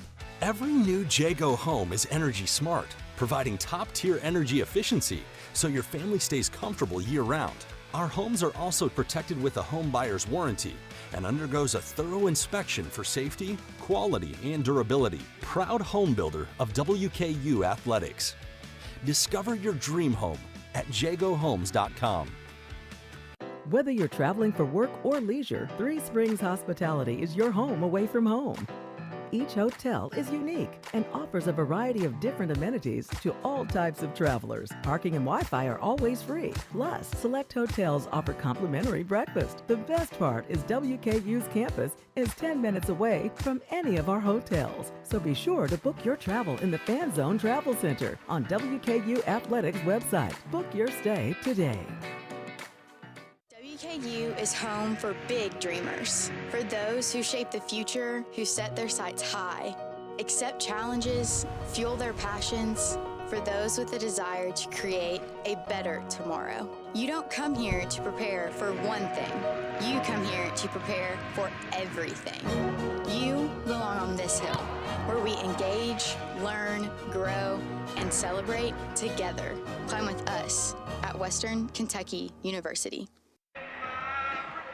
A WKU offense averaging over 460 yards per game, only 124 in the first half. Terry, they go 75 in 9 plays and punch it in on the Lavelle Wright touchdown to even this game up at 10 in just under 4 minutes to start the third quarter. It's kind of opposite. Is Lavelle Wright, but he went on the left side and scored. Great job with great power on that left side. And you know what? Right now, this is really getting boring when you got Cassidy. Oh, he's going to give him opportunity to return. He took a little off that one, and Nevada is going to have a chance to bring it out. Tired of giving the Wolfpack the touchbacks.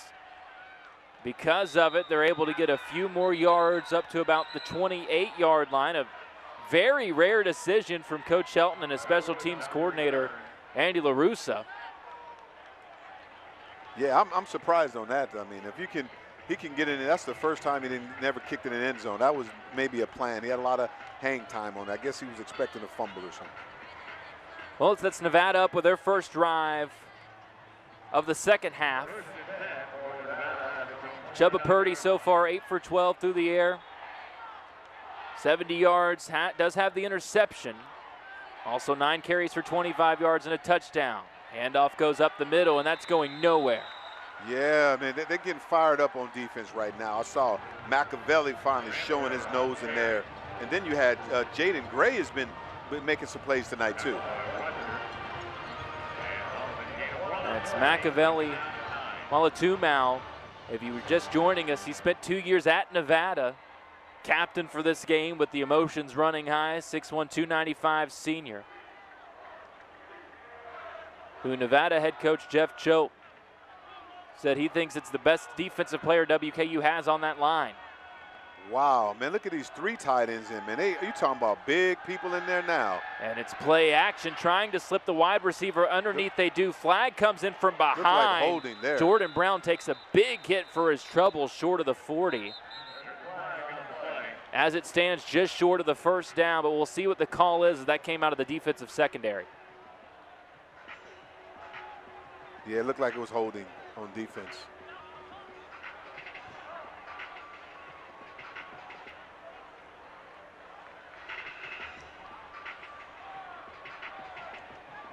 Still discussing now what the call is going to be. It looks, I mean, it was grabbing someone in the secondary. It looks like, holding. Grab one of the receivers. Defense number 34. Dragging the ground there. From the previous spot, automatic first down. Couldn't tell from that replay who exactly it was, but it does result in the first down for Nevada. Yeah, on a crossing route, that's what happened. You cannot grab someone. His Carpenter would seem like he was grabbed and pulled down. It's a tough spot to be in one-on-one with Carpenter, especially in that play-action spot. Yeah, he is a load. 4 catches, 42 yards so far. 3 of them went for a combined 6 yards, 1 for 36 on a wheel route on the fake bubble screen. And I'm seeing it right now. Nevada's changing up. They're going 2 and 3 tight ends right now, and then like unbalanced offensive line. So they're changing up right now. Turner with the pitch. He's across the 45, 50, and a late hit comes in out of bounds. Excuse me, on the carry that time. It's Ramsour who's had a lot of success. They've been able again to flip back and forth between those two backs, and the late hit is going to be called against WKU as well. Man, you called that too. I mean, he got to slow up right there. Jaden Lewis, yeah, he's out of bounds. Yep. Yeah, that's definitely it's the extension of the arms, too. If he might have just bumped him, I don't think there's a call, but extended the arms as he made the contact.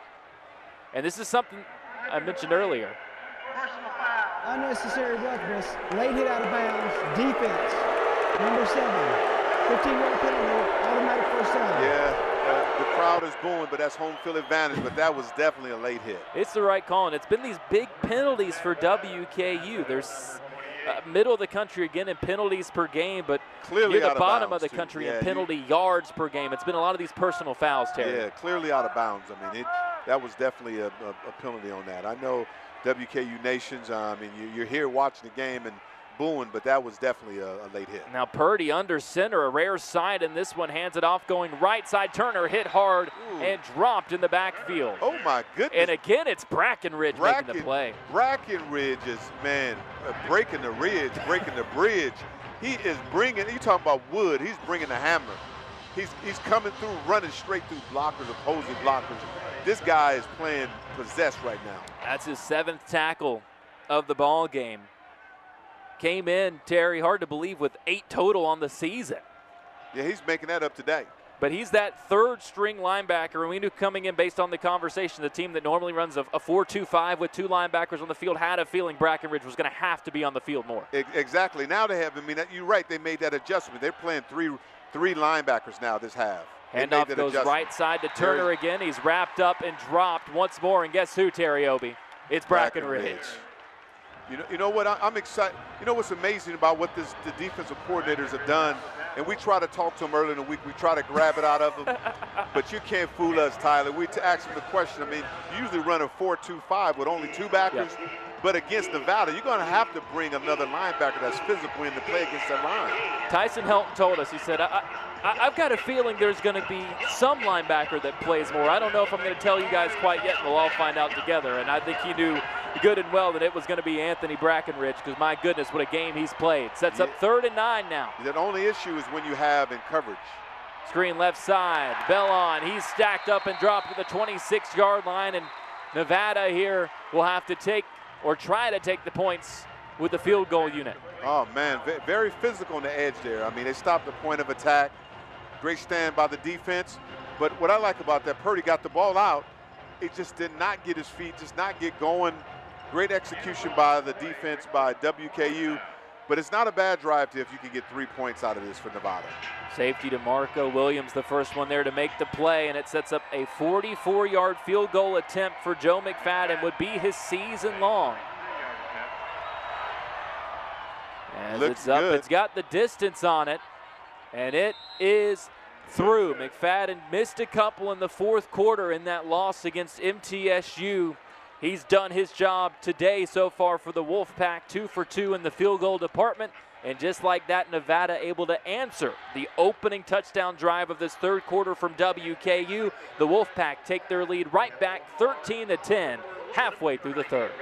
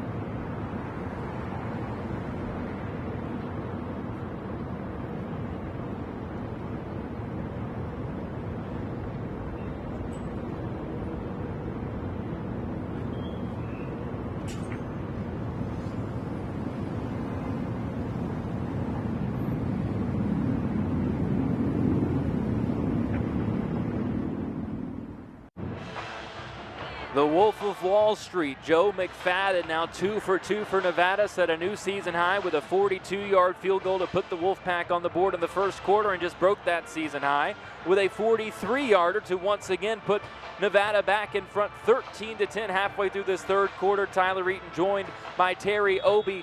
Terry, we said it after that last drive. WKU kicked the offense into gear, had more than half of the total yardage they had in the entire first half with just that opening drive of the third quarter. And as you see there, this is not a Nevada team that is prone to putting up a ton of points. If you're WKU, you know if you can put some pressure on with a touchdown drive here, the momentum of this game really starts to shift. Exactly. That'll change the momentum of everything. It seems like they're going to have an opportunity for a great return here too.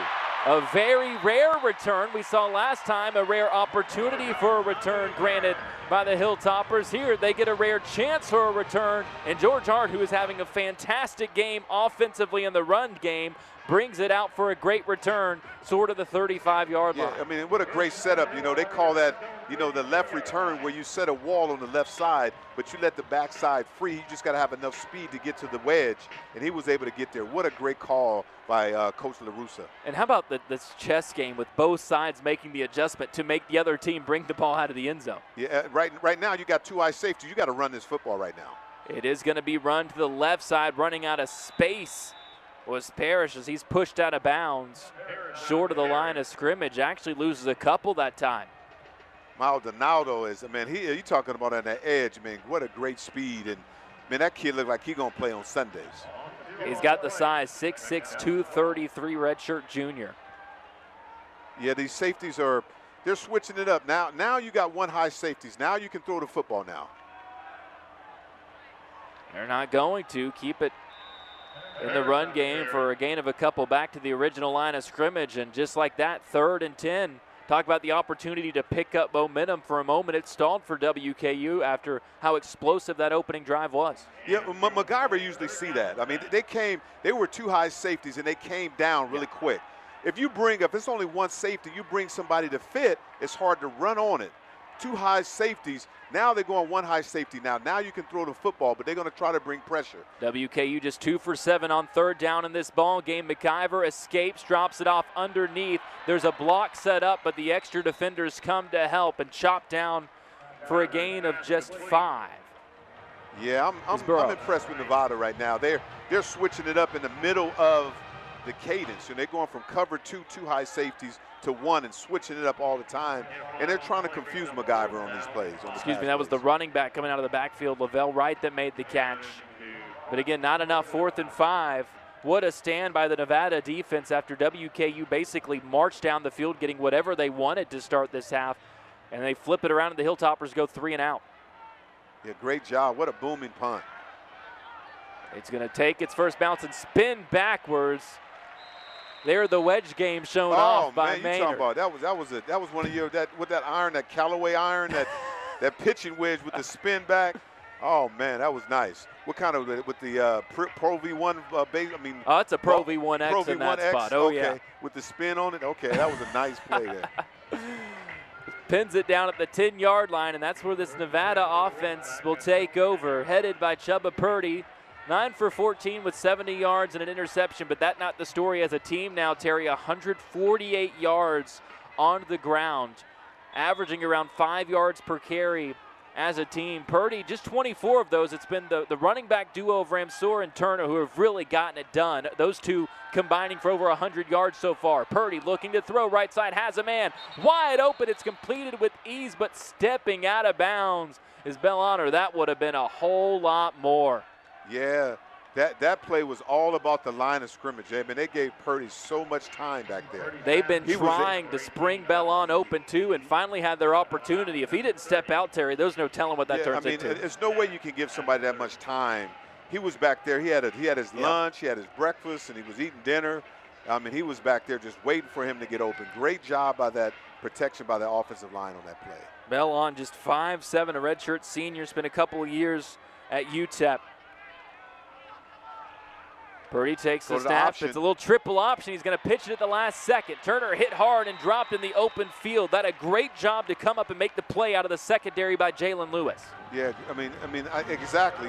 They don't go against any option teams that much, but I like how Lewis, he stood his ground. He was responsible for the pitch, and he came up and made the tackle on the running back. That was actually Kai Woods that got the pitch. First time we've seen the redshirt junior transfer from Texas. They used Turner as the decoy in that spot. And as you can see, this is a Nevada team that is normally good at running the football. That's what they do. Near the top half of the country in rushing yards per game against a WKU defense that, if you look at the national stats, they're bottom 10 in the country in terms of run defense. Man, look at all these tight ends. They got 3 tight ends in the play right now. Play action had a man wide open, but the throw from Purdy is behind, and it falls incomplete. It was Turner leaking out of the backfield. Yeah, a lot of pressure there. I mean, they're bringing it up. He had to get that out early to Turner. If you get the ball to him, he would have the ball in space. But 3rd and 4 right now, this is manageable for them. 3rd and 6 is where Nevada had problems, but right now they've been pretty consistent with 3rd and 4. That's manageable. 2 and 10 on 3rd down overall in this ball game, but a lot of them have been what you mentioned, those 3rd and longs that this team is just not built to deal with. Yeah, and this is where you would bring some type of pressure. Milan in motion, now 3 on the left side. The tight end settles into space. He's wide open, and the connection is there up to the 45-yard line. That play, Terry, all the way with that zone jet. Carpenter knew it, recognized it, settled in, and got the first down. Man, Carpenter's having a wonderful game. I mean, he did a side adjustment. When you bring in more than you can block, he just leaked out really quick, turned around at the marker, first down marker, and caught the ball. He's really savvy when it comes to film, but he knows football and is doing a great job of doing it. It was one of those stick concepts you talked about earlier. Just get to your spot, turn and face, catch. Exactly. Easy going. You get to the sticks. You mean you get to the first down, and that's what he did. Back to each side of Purdy here. Another first down at the 45-yard line. Turner gets it running right, bounces off tacklers in the backfield, keeps his footing somehow, and gets up for a gain of 4 to the 49-yard line. Yeah, man, he was behind the line of scrimmage and kept his feet rolling. I mean, he's very powerful. First contact was by Machiavelli. Oh, he stayed on his feet. Oh, my goodness. We don't have his yards after contact tonight, but it's been something special. Several times he's been hit in the backfield and found a way to escape, up to 68 yards on 13 carries so far. Oh, and so no, they are down. going to say that he didn't keep his footing when he first tried to have his balance. And so while he did escape the tacklers, did touch down at the 43. So rather than a gain of 4, it's a loss of 2. Oh, man, that makes a huge difference. I mean, 2nd and 12 and 2nd and 6 is a big difference. Purdy does hand it off right side, driving forward to the 45, back to the original line of scrimmage. 3rd and 10 there. Yeah, but boy, how this has changed. Exactly, but they were behind the line of scrimmage, and he still drive for like 2+ yards. I mean, that time it was Ramser, and he was stopped in the hole behind the line of scrimmage, and then here we go, keep driving those legs. I mean, tree trunk for legs. I mean, a lot of power. It'd be interesting to see what he can clean, power clean, and deadlift and squat, because that kid got some legs. You want all the weight room statistics, don't you? Yes. 3rd and 10. Holloman. It looked like holding there. The flag comes in for the hold. Purdy across his body makes the connection. It's caught 40-35 down to the 30, but I think we're in full agreement this one's coming back. Yeah, Purdy with a nice pass, but it was a really pretty catch by number 5. Their tight end. He is making some plays with his hands, and I like to see guys make things with his hands. Yeah, it was definitely Holloman who looked like he was going to get back there if he wasn't grabbed. It was a great play by Purdy to just find anything downfield and make the throw, but it comes back. Too much holding. You got to put your hands. You can't have your hands extended that far. Not a great job there. 78. And it sets up a 3rd and 20. Talk about a team that's not built to deal with 3rd and 6+. Oh, no, 3rd and 20. Right now, I mean, WKU, you got to know. 2 tight ends to one side, they're setting up a screen. Are they going to run the ball? And they are just going to run it up the middle. Surging across and diving past the 40 to the 42-yard line. Just get what they can and take the punt with the run from Mansour. Yeah, right now this is going to be a game of possessions. I mean, field position too. I mean, because it's just hard-nosed right now. They're just hitting each other. And whoever can throw the last punch. Another productive run from Caleb Ramsor. He's got 61 on the ground. Turner now with 62, but they needed a lot more than the 7 they got, and they'll punt it back to WKU. Big stand that time from the Hilltopper defense, just trying to bide some time for that offense to find a chance to come to life. Yeah, I'm seeing that. I mean, you got it. Uh-oh. And here was movement up front. Offsides. Nevada arguing that it was WKU that came across. Looks like the officials are having the same debate.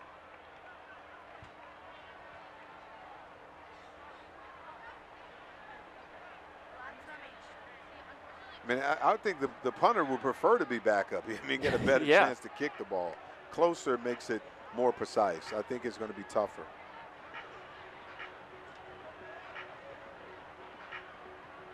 Not a penalty that really changes much regardless. Offside, defense number 91 in the neutral zone, causing the offense to move. 5-yard penalty, remains 4th down.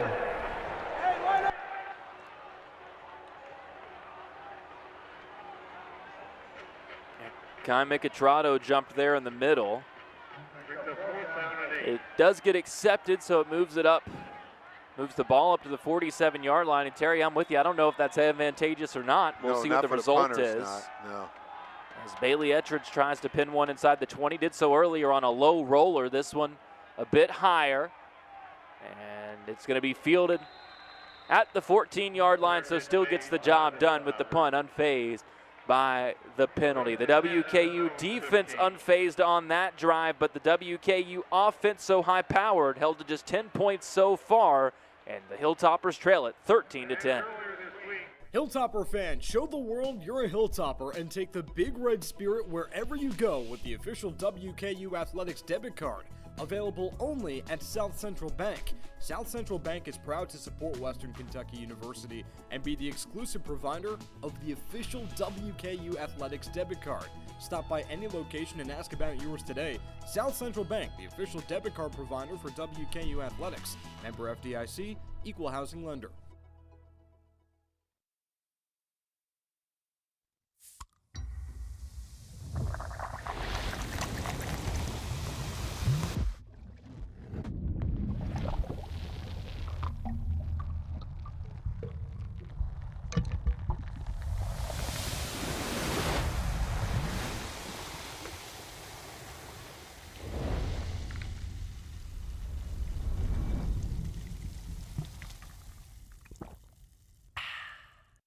Houchins Insurance Group is an insurance broker that focuses specifically on commercial insurance, but we represent all areas of insurance. If you go down our hallway, you'll see all of our nameplates, and our job titles are listed as owner.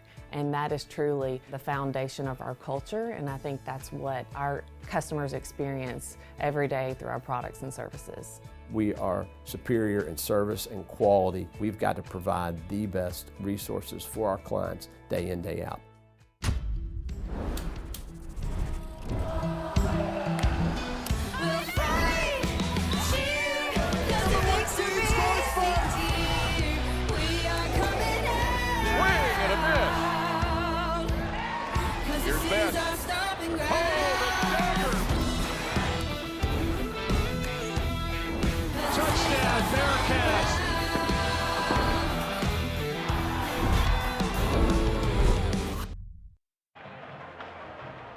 WKU takes over offensively. Just under 30 seconds left in the third quarter. Hilltoppers trail at 13-10 as first-year offensive coordinator Rick Bowie trying to find answers. Came here from Abilene Christian with quarterback Maverick McIver. Spent a couple years prior at Valdosta State. And Terry, he was telling us this week just how much praise he had for Tyson Helton and the collaboration they have, the trust that Tyson has put into him calling the plays in this offense, and just how much he's been able to learn from Coach Helton. So far said that he felt like he was chosen for this position, not just hired, with how many great offensive coordinators has come from WKU. Absolutely, but right now I think who's doing a great job is Nevada's really changing the coverages on the snap.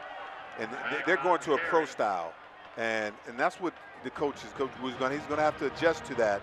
McIver's going to have to see that coming on the run. He's not used to that. So Nevada is tricking up a little bit. They are coached very well. It looked like they start with one high safety, Then on the snap, they moved to a two-deep safety. The Hilltoppers come out with the sweep to Jairus Mack. He picks up 6, and that'll do it for this third quarter. The Hilltoppers have about 80 yards to go, trailing it by 3 as we'll get set for this fourth quarter.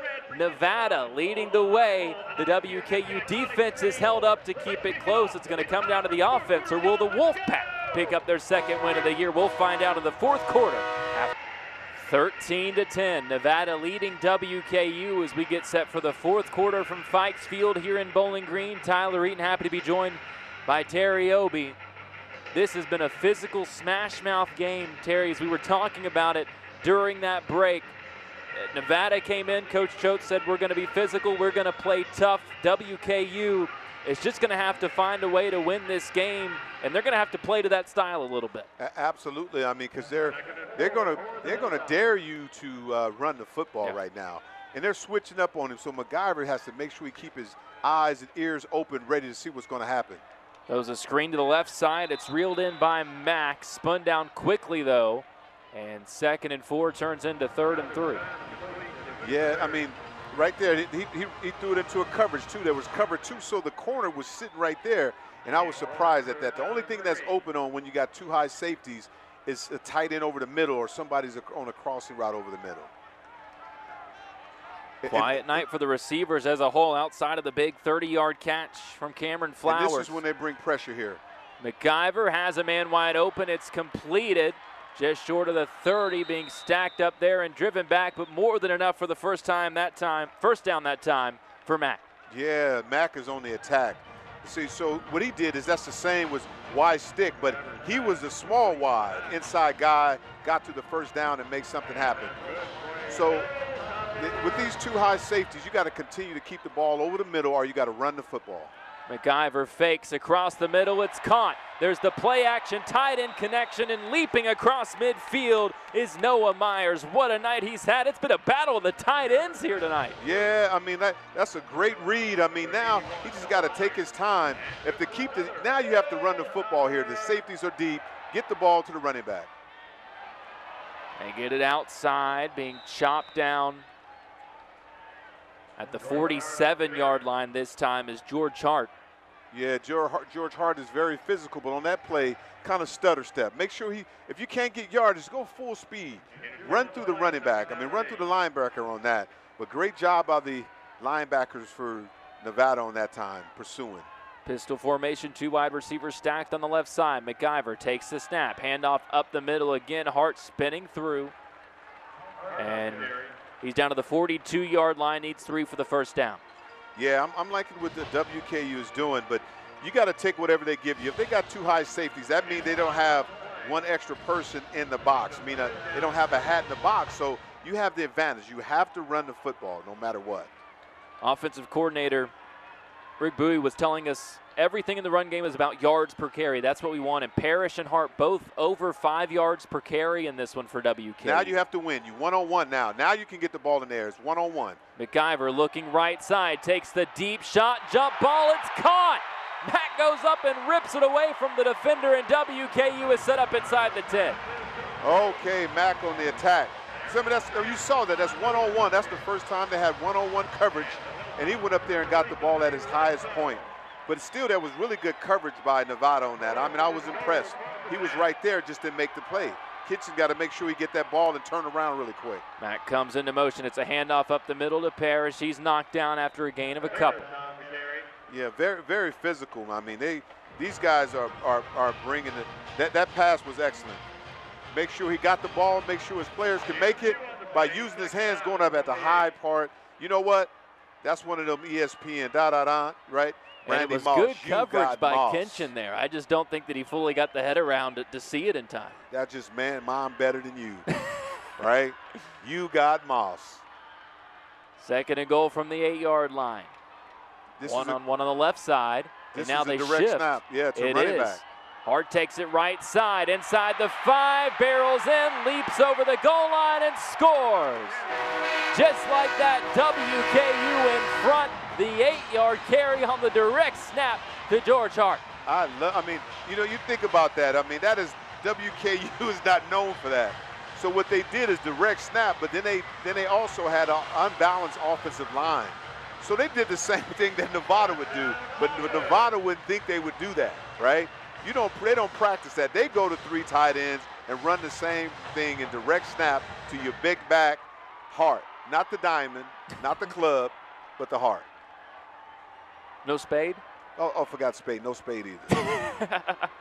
No joker either. That was just straight heart. It's his second rushing touchdown of the season. And for now puts WKU up by a field goal. Cannon trying to make it 4. And does just that. 8-yard touchdown run from George Hart. Off the direct snap, a little trickery from WKU puts the Hilltoppers in front 17-13 as we get down to the wire in this one. 11:23 left. Hart the difference maker right now. How did the Wolfpack respond? We'll find out after this.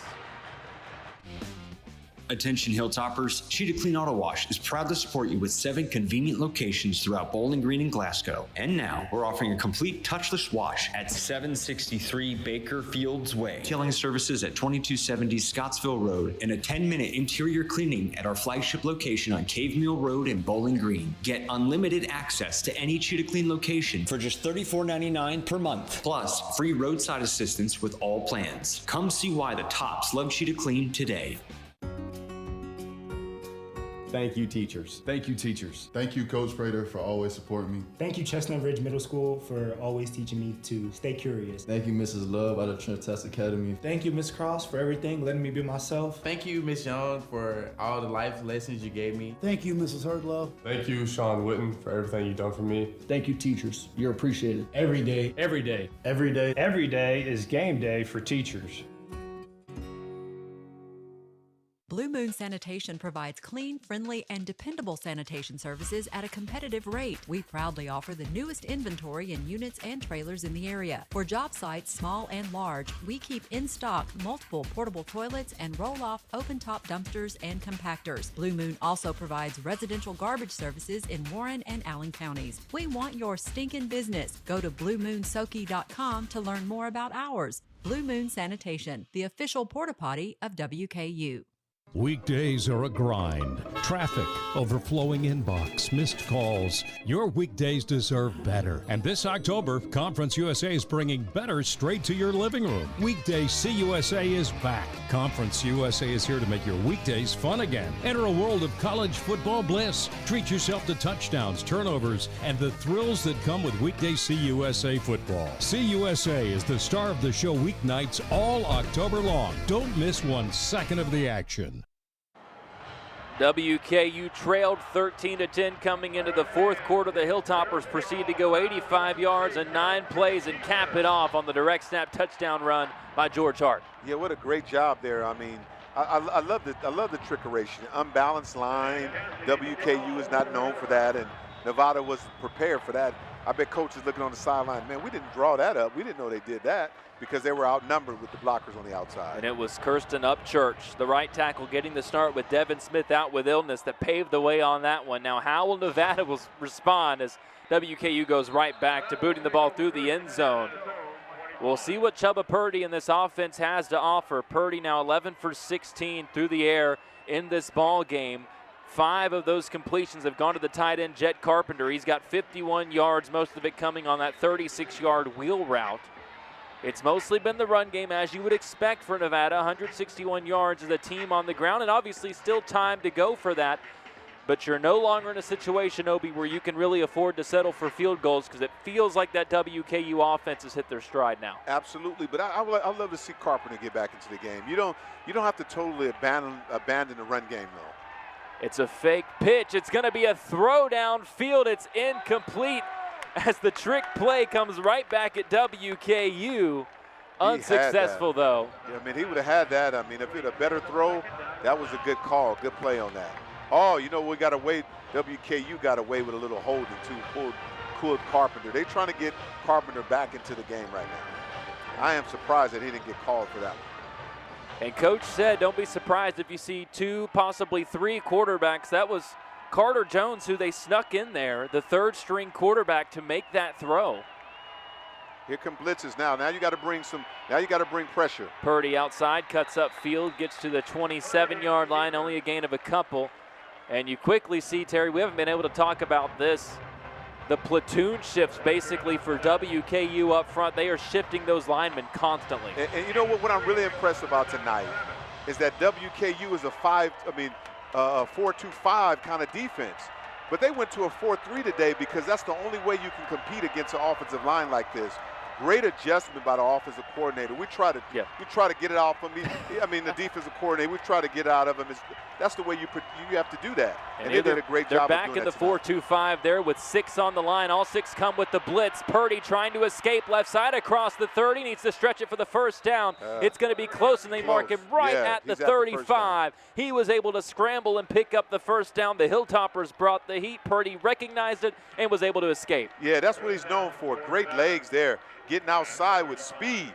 He's got to put that ball away, though. I mean, that ball is dreams, goals, and aspirations. He's carrying it like a loaf of bread. I mean, make me nervous on looking at a football dangling like that. And Ali was there spying, but couldn't get the angle as Purdy at least hesitated at first like he might go upfield, then saw what he needed to do to get to the sticks on the sideline. Great job to move the chains and keep this drive alive.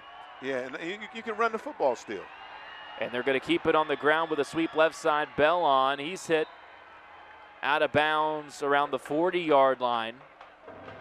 Gain of 4. Looked like it. I mean, they're getting physical out there. I mean, he got him.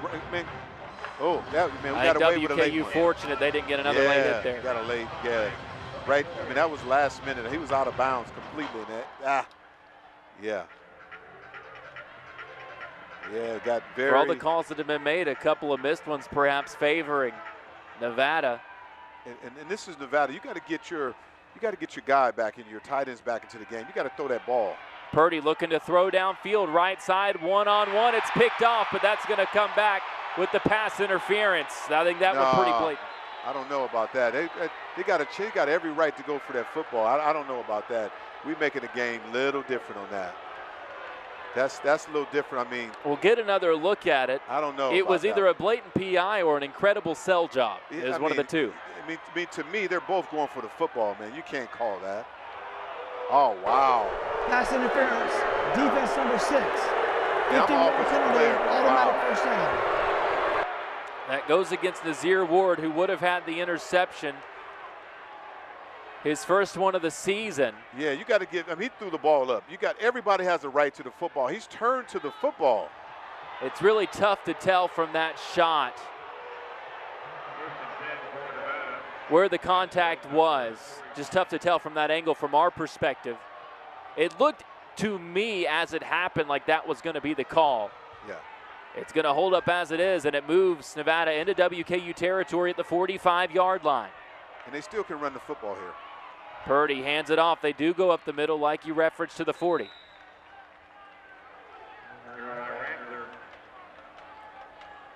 Ramsor with the carry. They just continue to go back and forth between those two backs, and each of them are getting the job done. What I like about Nevada, I mean, on first down, you get 5 yards. Now you can do whatever you want to do with that. Now, 2nd and 5, you can go with some type of play action, but they're dominating up front. Ramsor with 66 yards on the ground on 9 carries. Turner, the starter, with 62 yards on 13 runs. Purdy's got 34 that he's added on the ground. Back in an I formation. They're going to run play action. Purdy scrambling right side. Flag comes in the backfield. Purdy, he'll have the first down and more down the right sideline. Hand was up around the horse collar. Don't think that's going to be the call, and instead this is going to come back on the hold. Man, you know what I like about Purdy's scrambling. Holding. Offense number 11. 10-yard penalty, remains 2nd down. Scramble plays because of his athleticism, and that's what they're due. They don't really have a lot of design plays, but their big plays are made when he is scrambling down. It was Brackenridge that was initially in the backfield for WKU causing issues. Yeah, because, you know, statistically, they struggle with 20 plus yard line, but they have their big plays come from his scramble ability. And we just saw that just happen just now. So 2nd and 15 now. Ball at exactly midfield. 2 wide receivers stacked on the left side. Now they bring motion in. It's actually the tight end, Henry, who was over there in the They stack. got to get half of this back. Well, they get it up to the 45, not quite half. Instead, back to the original line of scrimmage, and a flag comes in from well behind the play, wondering if that's going to be for that hit. No, it wasn't a hit. It was almost like showboating, like afterwards. I don't know. That is not called for. Personal foul, targeting, defense. That play is under review. So our 2nd targeting call of the night and our Taunting, 2nd review. I think it was taunting or something. See at the end, watch. See when he put the hand down, yeah. I mean, you want them to get first down, but you want to take it out of the referee's hands on that. But that was not smart by the defense.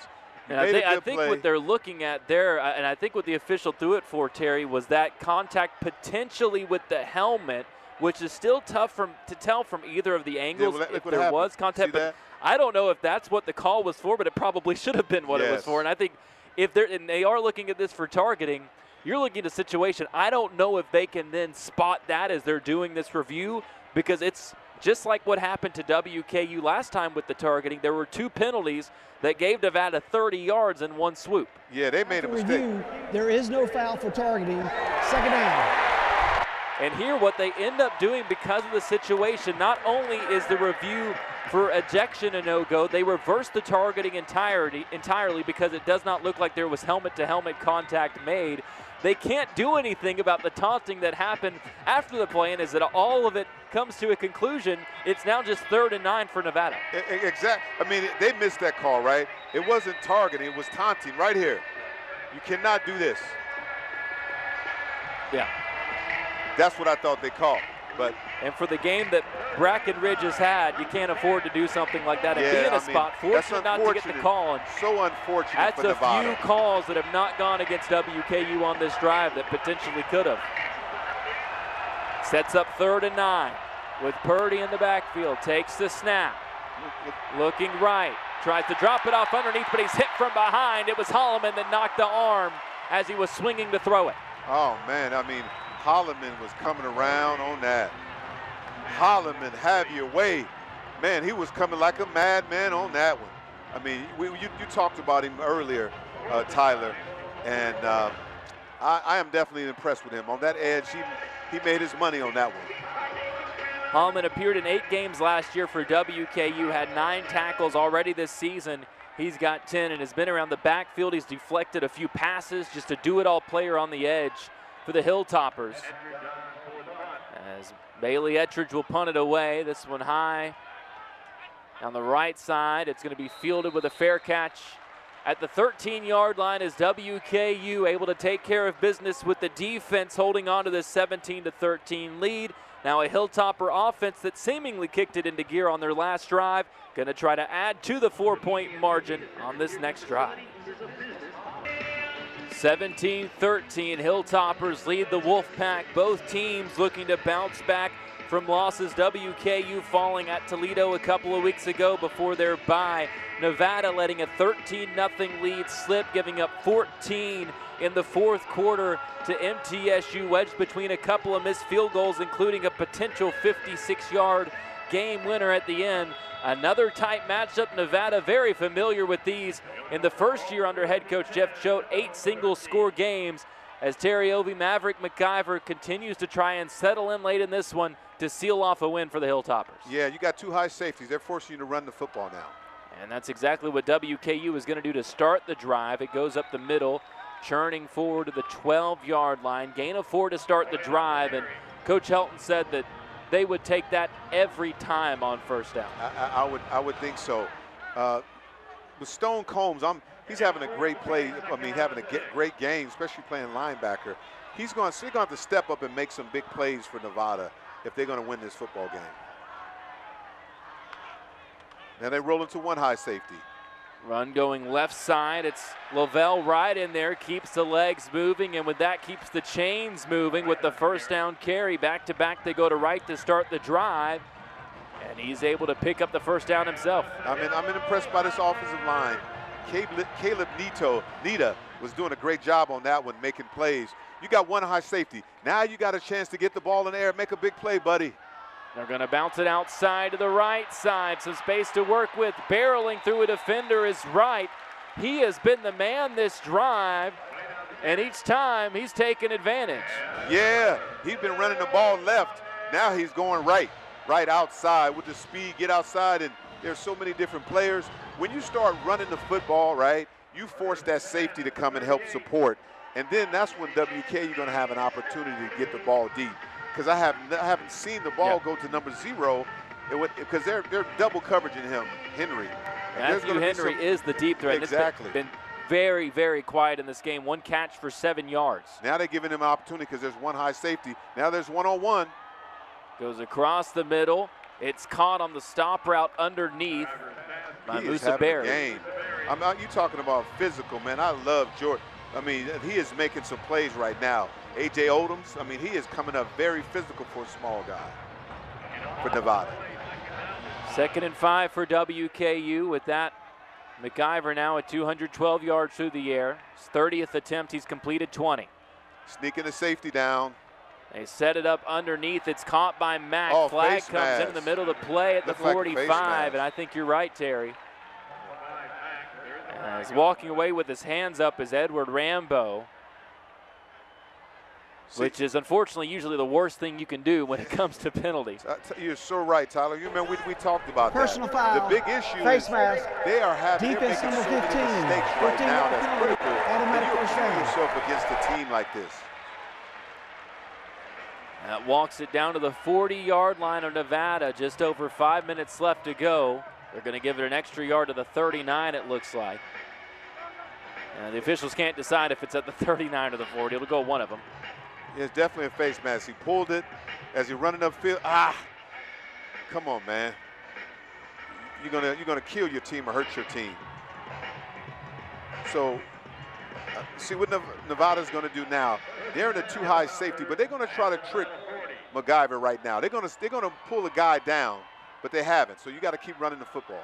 WKU brings a tight end inside. They run it, bouncing it outside as Parrish gets across the 35. Ooh, man, what sweet feet. Parrish was not at church on that one, man. He gave him some with the sweet feet on the outside. Little jump cut. Woo, take that offering from me. And that's what he brings compared to these other backs. You get a bit more power with the rest of Hart and especially Wright and Parrish. A bit more of that jump cut back that can bounce one outside and turn nothing into a gain of 6 as he does there. Yeah, and I mean, right now they just daring WKU to run the football. And Parrish will get it up the middle. That one goes nowhere. 3rd and 3 on the way.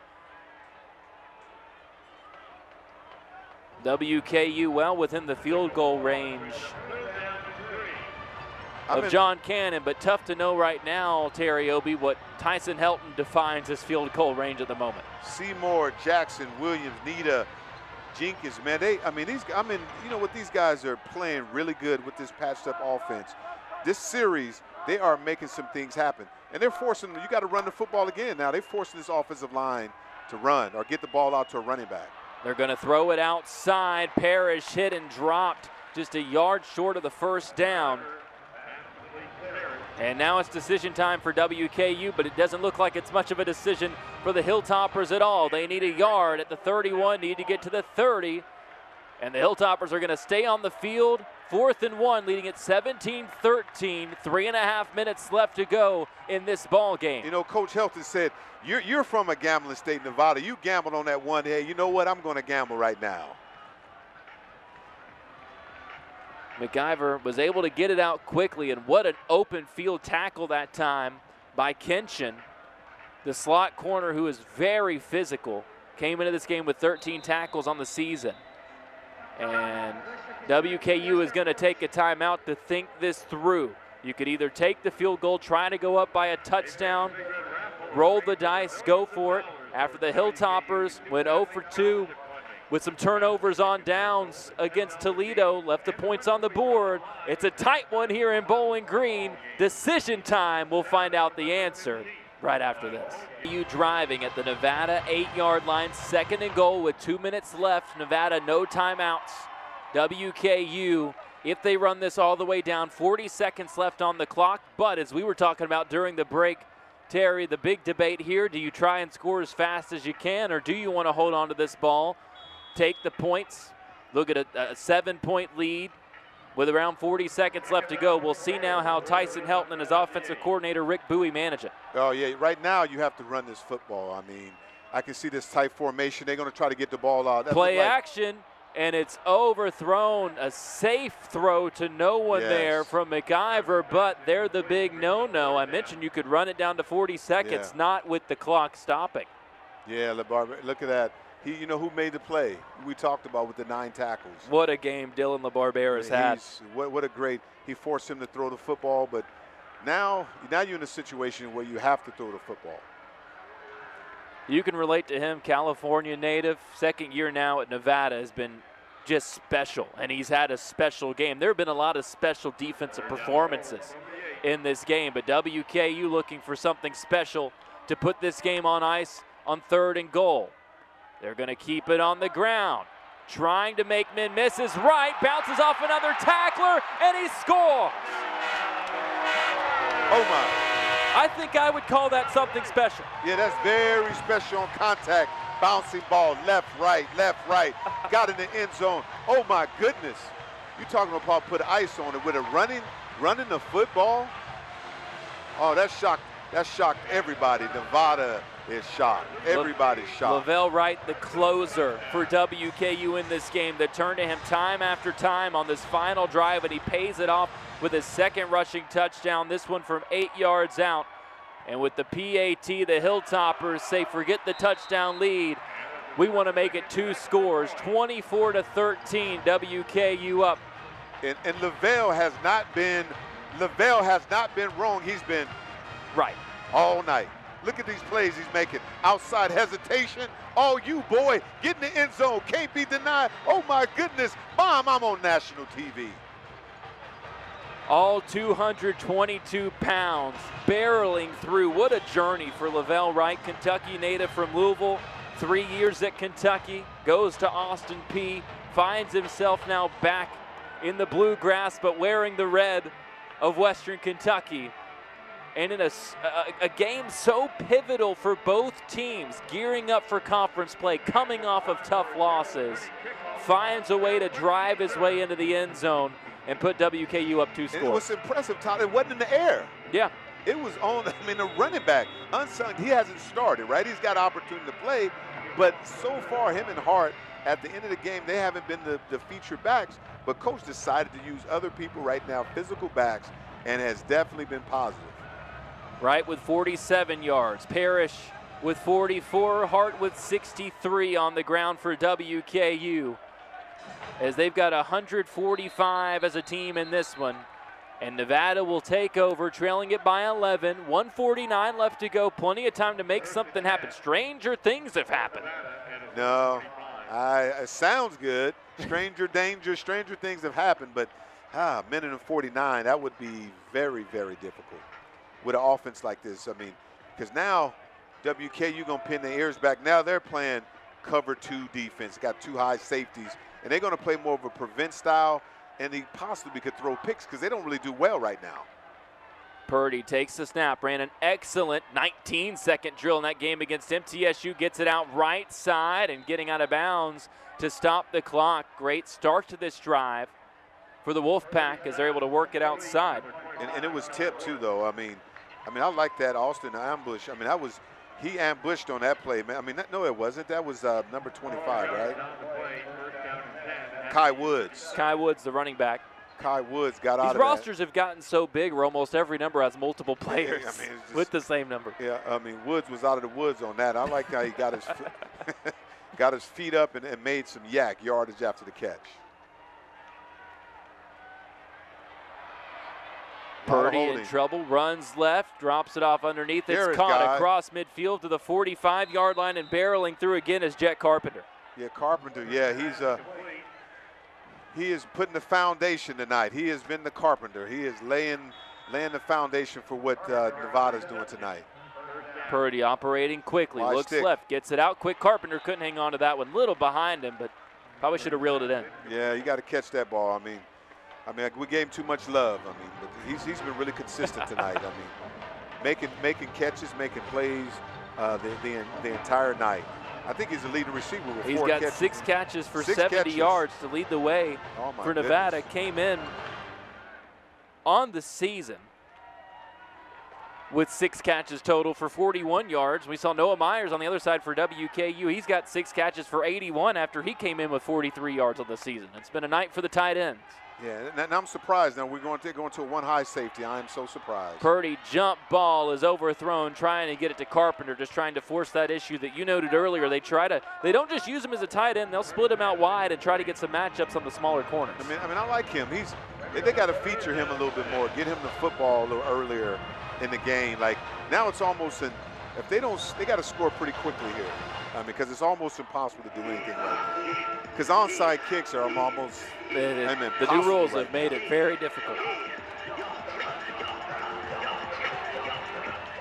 See, they don't want to be in this situation, but Nevada can do it. And let's see what's going to happen. If Purdy, he just cannot make mistakes. Oh, they're leaving a tight end open. Purdy escapes, flips it off at the last moment, Josh Allen style. And Nevada's going to be able to pick up the first down to the 31-yard line. What a job by Purdy to keep that alive. Purdy is pretty on this one. Look at the feet and escapability. Oh, my goodness. Little forward shovel pass. Ramsor there to help him, makes one man miss, gets the first down. They mark it at the 32-yard line. As Purdy works a little magic of his own, he's up to 148 yards through the air, 15 for 23, efficient passing, but had the red zone interception. Yeah, they're going to have to play some press, man. They got to get that ball out. A lot more pressure. Here we come. Watch out, Purdy. Play action, throws it across the middle, and it's looked incomplete. Like he was a little early. Williams, great play, but he might have got there a tick early.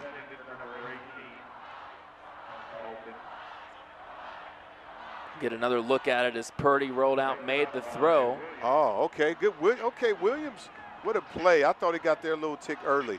But you know what, we got to have a little, when you're running that, they call that shallow cross. You got to stick him upfield a little bit. Purdy was looking left that whole time. It looked like Noah Brown had beat his man one-on-one on that far side. Didn't spot him, though, as Purdy takes the snap. Now running to that right side. He's going to keep it himself across the 30, 25 down the sideline, 20, 15, 10, cuts outside, trying to get to the goal line, and he's out of bounds around the 5, and that is what makes him so dangerous. Oh, man, he is. You talking about feet. Purdy, Pat. Oh, man, rode his feet. Kept going. He got so much speed on the outside, carrying that ball with a loaf of bread. That's the only thing that scares me, but he is making things happen. I mean, he's still keeping his team in a, you're right, Tyler, it's not over yet. And they still might have 40 seconds. I mean, but that field goal was that big, was a big of a deal, but you still got to get in the end zone now. Purdy orchestrating another great late game drive, but can Nevada finish with points? Almost a quarterback draw here. Oh. Tries to throw it across the middle, and it's batted down. Brown had his man beat. But I believe it was Suafilo who got a hand on it. Big guy, I mean, number 93, man. Make something happen, man. If you can do that for your team, Suafilo. Yeah, Suafilo say feel me on this one. 6'1", 320-pounder transferred in from Southern Utah. Just one of those pieces that WKU likes to rotate in and out up front. Yeah, they needed him with that big body, that wide body in the middle. Second and goal at the 6. Look like man-to-man coverage now. Purdy fires, trying to go to Brown in that man coverage, could never separate from his man, and it falls incomplete. But the reason he was never able to separate looks like it's going to be pass interference. Boy, they're flag happy. I mean, they're going to have to watch them things tonight because they've been throwing. They're really dirty tonight. And again, taking time to discuss what the call is here. And Tyler, man, you might have predicted, it's 47 seconds. They score, it could be 40 seconds left. Pass interference, defense number 6. The ball be placed at the spot of the foul, first down. First down. Second pass interference called against Nazir Ward. I would venture to say he's disagreed with both.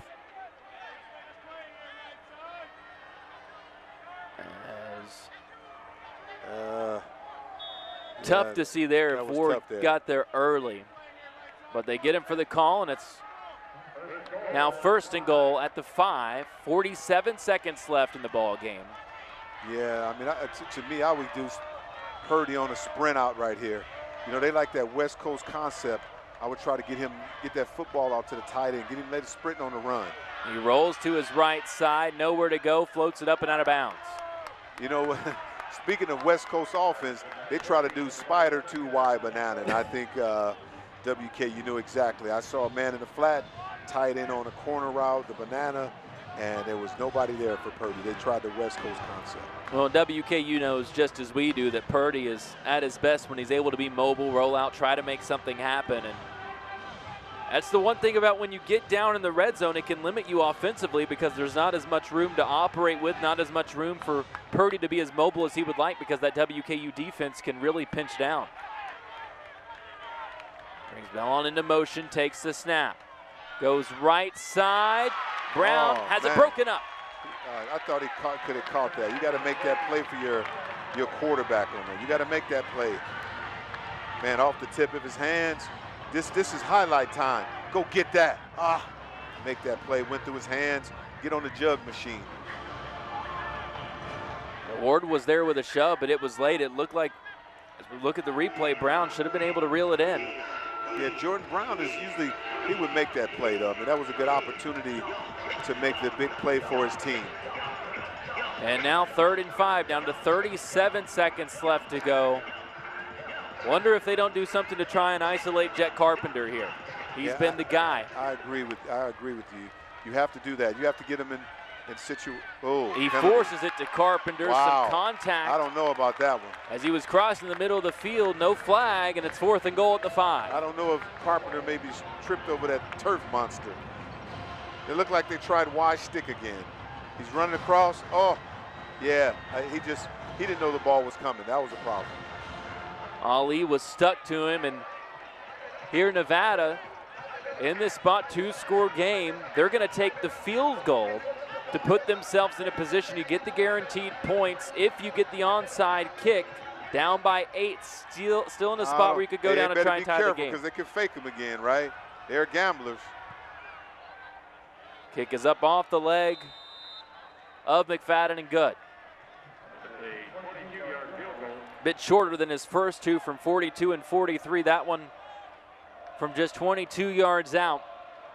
And that's going to be the big thing, Terry, is Coach Choate and his staff look over this game. Unless they're able to recover this onside kick and make something happen. Down in the red zone, not being able to convert, couple turnovers down there. A potential 4th and 1 where they could have gone for it, get a false start, end up kicking the field goal just after they were pushed out of the red zone. Another one of those games where last week he described the MTSU game as going and ripping defeat from the jaws of victory. And I think the story very much going to be the same unless they're able to pull off the miracle here with the onside kick. You're absolutely right, Tyler.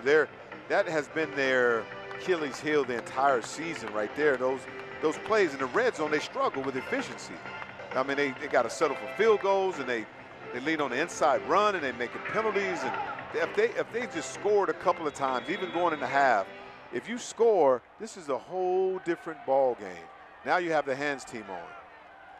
The onside kick to decide it, still rolling, and WKU finally recovers it, and then some. 20, 10, 5, kiss this game. Good night. Oh, King Henry catches a scoop. He looked like a shortstop on that one. King Henry. He scored a touchdown in every game, caught a touchdown in every game this season. The streak was on the line, and he said, you know what? I'll take matters into my own hands. Exactly. I'm King Henry. You know what? I can play shortstop too. Little scoop and score. Oh my goodness, on the hands team. Wow. He said, no way. I got to get in the scorebook no matter what. If it's special teams, I like that attitude. And that's the kind of attitude we'll have a guy play on Sundays. And so WKU puts the bow on win number 3 of the season. A dicey one throughout. Trailed most of the game, didn't take their first lead until the second half. With the extra point, they lead at 31-16 and just 23 seconds away from 3-1. I mean, this is like rugby, outside kick and score. And that ball hung up for a long time to the point where Brown had a legitimate shot. I'm sure on the other side, Coach LaRusso, the special teams coach, was having a mini panic attack for a moment with the chance Nevada had to get it, but it seems like there Matt Henry was just biding his time. I mean, I was thinking, oh, Henry. I'm like, you got to get down on the ball, right? I mean, just so you want to score, I mean, you just got to take a knee. I don't know. Playmakers playmake. Yeah, I mean, just make it happen. If you go back to your days at Oregon or in the NFL, I know if Terry Obie recovered that onside kick, there's no way you're taking a knee. Man, I'm taking a knee, man, for a paycheck. You score, what if you fumble? Oh my goodness, now you're a goat. Well, there were no paychecks in your Oregon days, so yeah. I assumed that the legendary returner you were, you're taking that thing to the house. Pad those record books. You know, honestly, you know, scared man can't win. I'm not a gambler. I probably would have sat down on that one. As WKU gets set to kick it away, but whistles blow as the ball fell off the tee. Nevada will fall to 1-3 on the season. This one won't go down ultimately as one of those single score losses, but for all intents and purposes, it absolutely is. And another heartbreaking defeat for a Wolfpack team that's just looking for a signature win in the second year under head coach Jeff Choate. Yeah, the Wolfpack is a really good team. The score doesn't really indicate what happened. No. Just WKU just made plays later, 31-16. This game was tight all the way into the last 5 to 6 minutes. So WKU ultimately gets that scoring number up closer to the 39 points per game that they average on the season. 3 points at halftime, Terry Obie. It was 10-3, Nevada leading it at the break. Very easily could have been 17-24-3. Nevada, the Hilltopper defense gets the job done in the first half, and the offense comes to life here in the second half, particularly this fourth quarter, 21 points put up by WKU. Yeah, you know what, and they're not quitting. I mean, they're still trying to go and trying to score, but it just got out of hand. And Purdy will spike it after the completion with 14 seconds left to go. And conveniently enough, that last catch by Dakota Thomas getting some run here back at WKU. We mentioned on the defensive line for the Hilltoppers, Machiavelli Malatumau had transferred in. Dakota Thomas had transferred from WKU to Nevada. A bit of an exchange there taking place. A little swap over there. I mean, coach was complaining, but you got a pretty good exchange out of there. Purdy biding his time, now looking downfield, and it's picked off. Topper turnover. Oh, put that ball away. And then the ball pops out. It was intercepted by Ward, who was then looking to make a play after the fact. He had it knocked away and recovered again by Nevada as the clock is going to keep running. And what a way for this game to come to a close.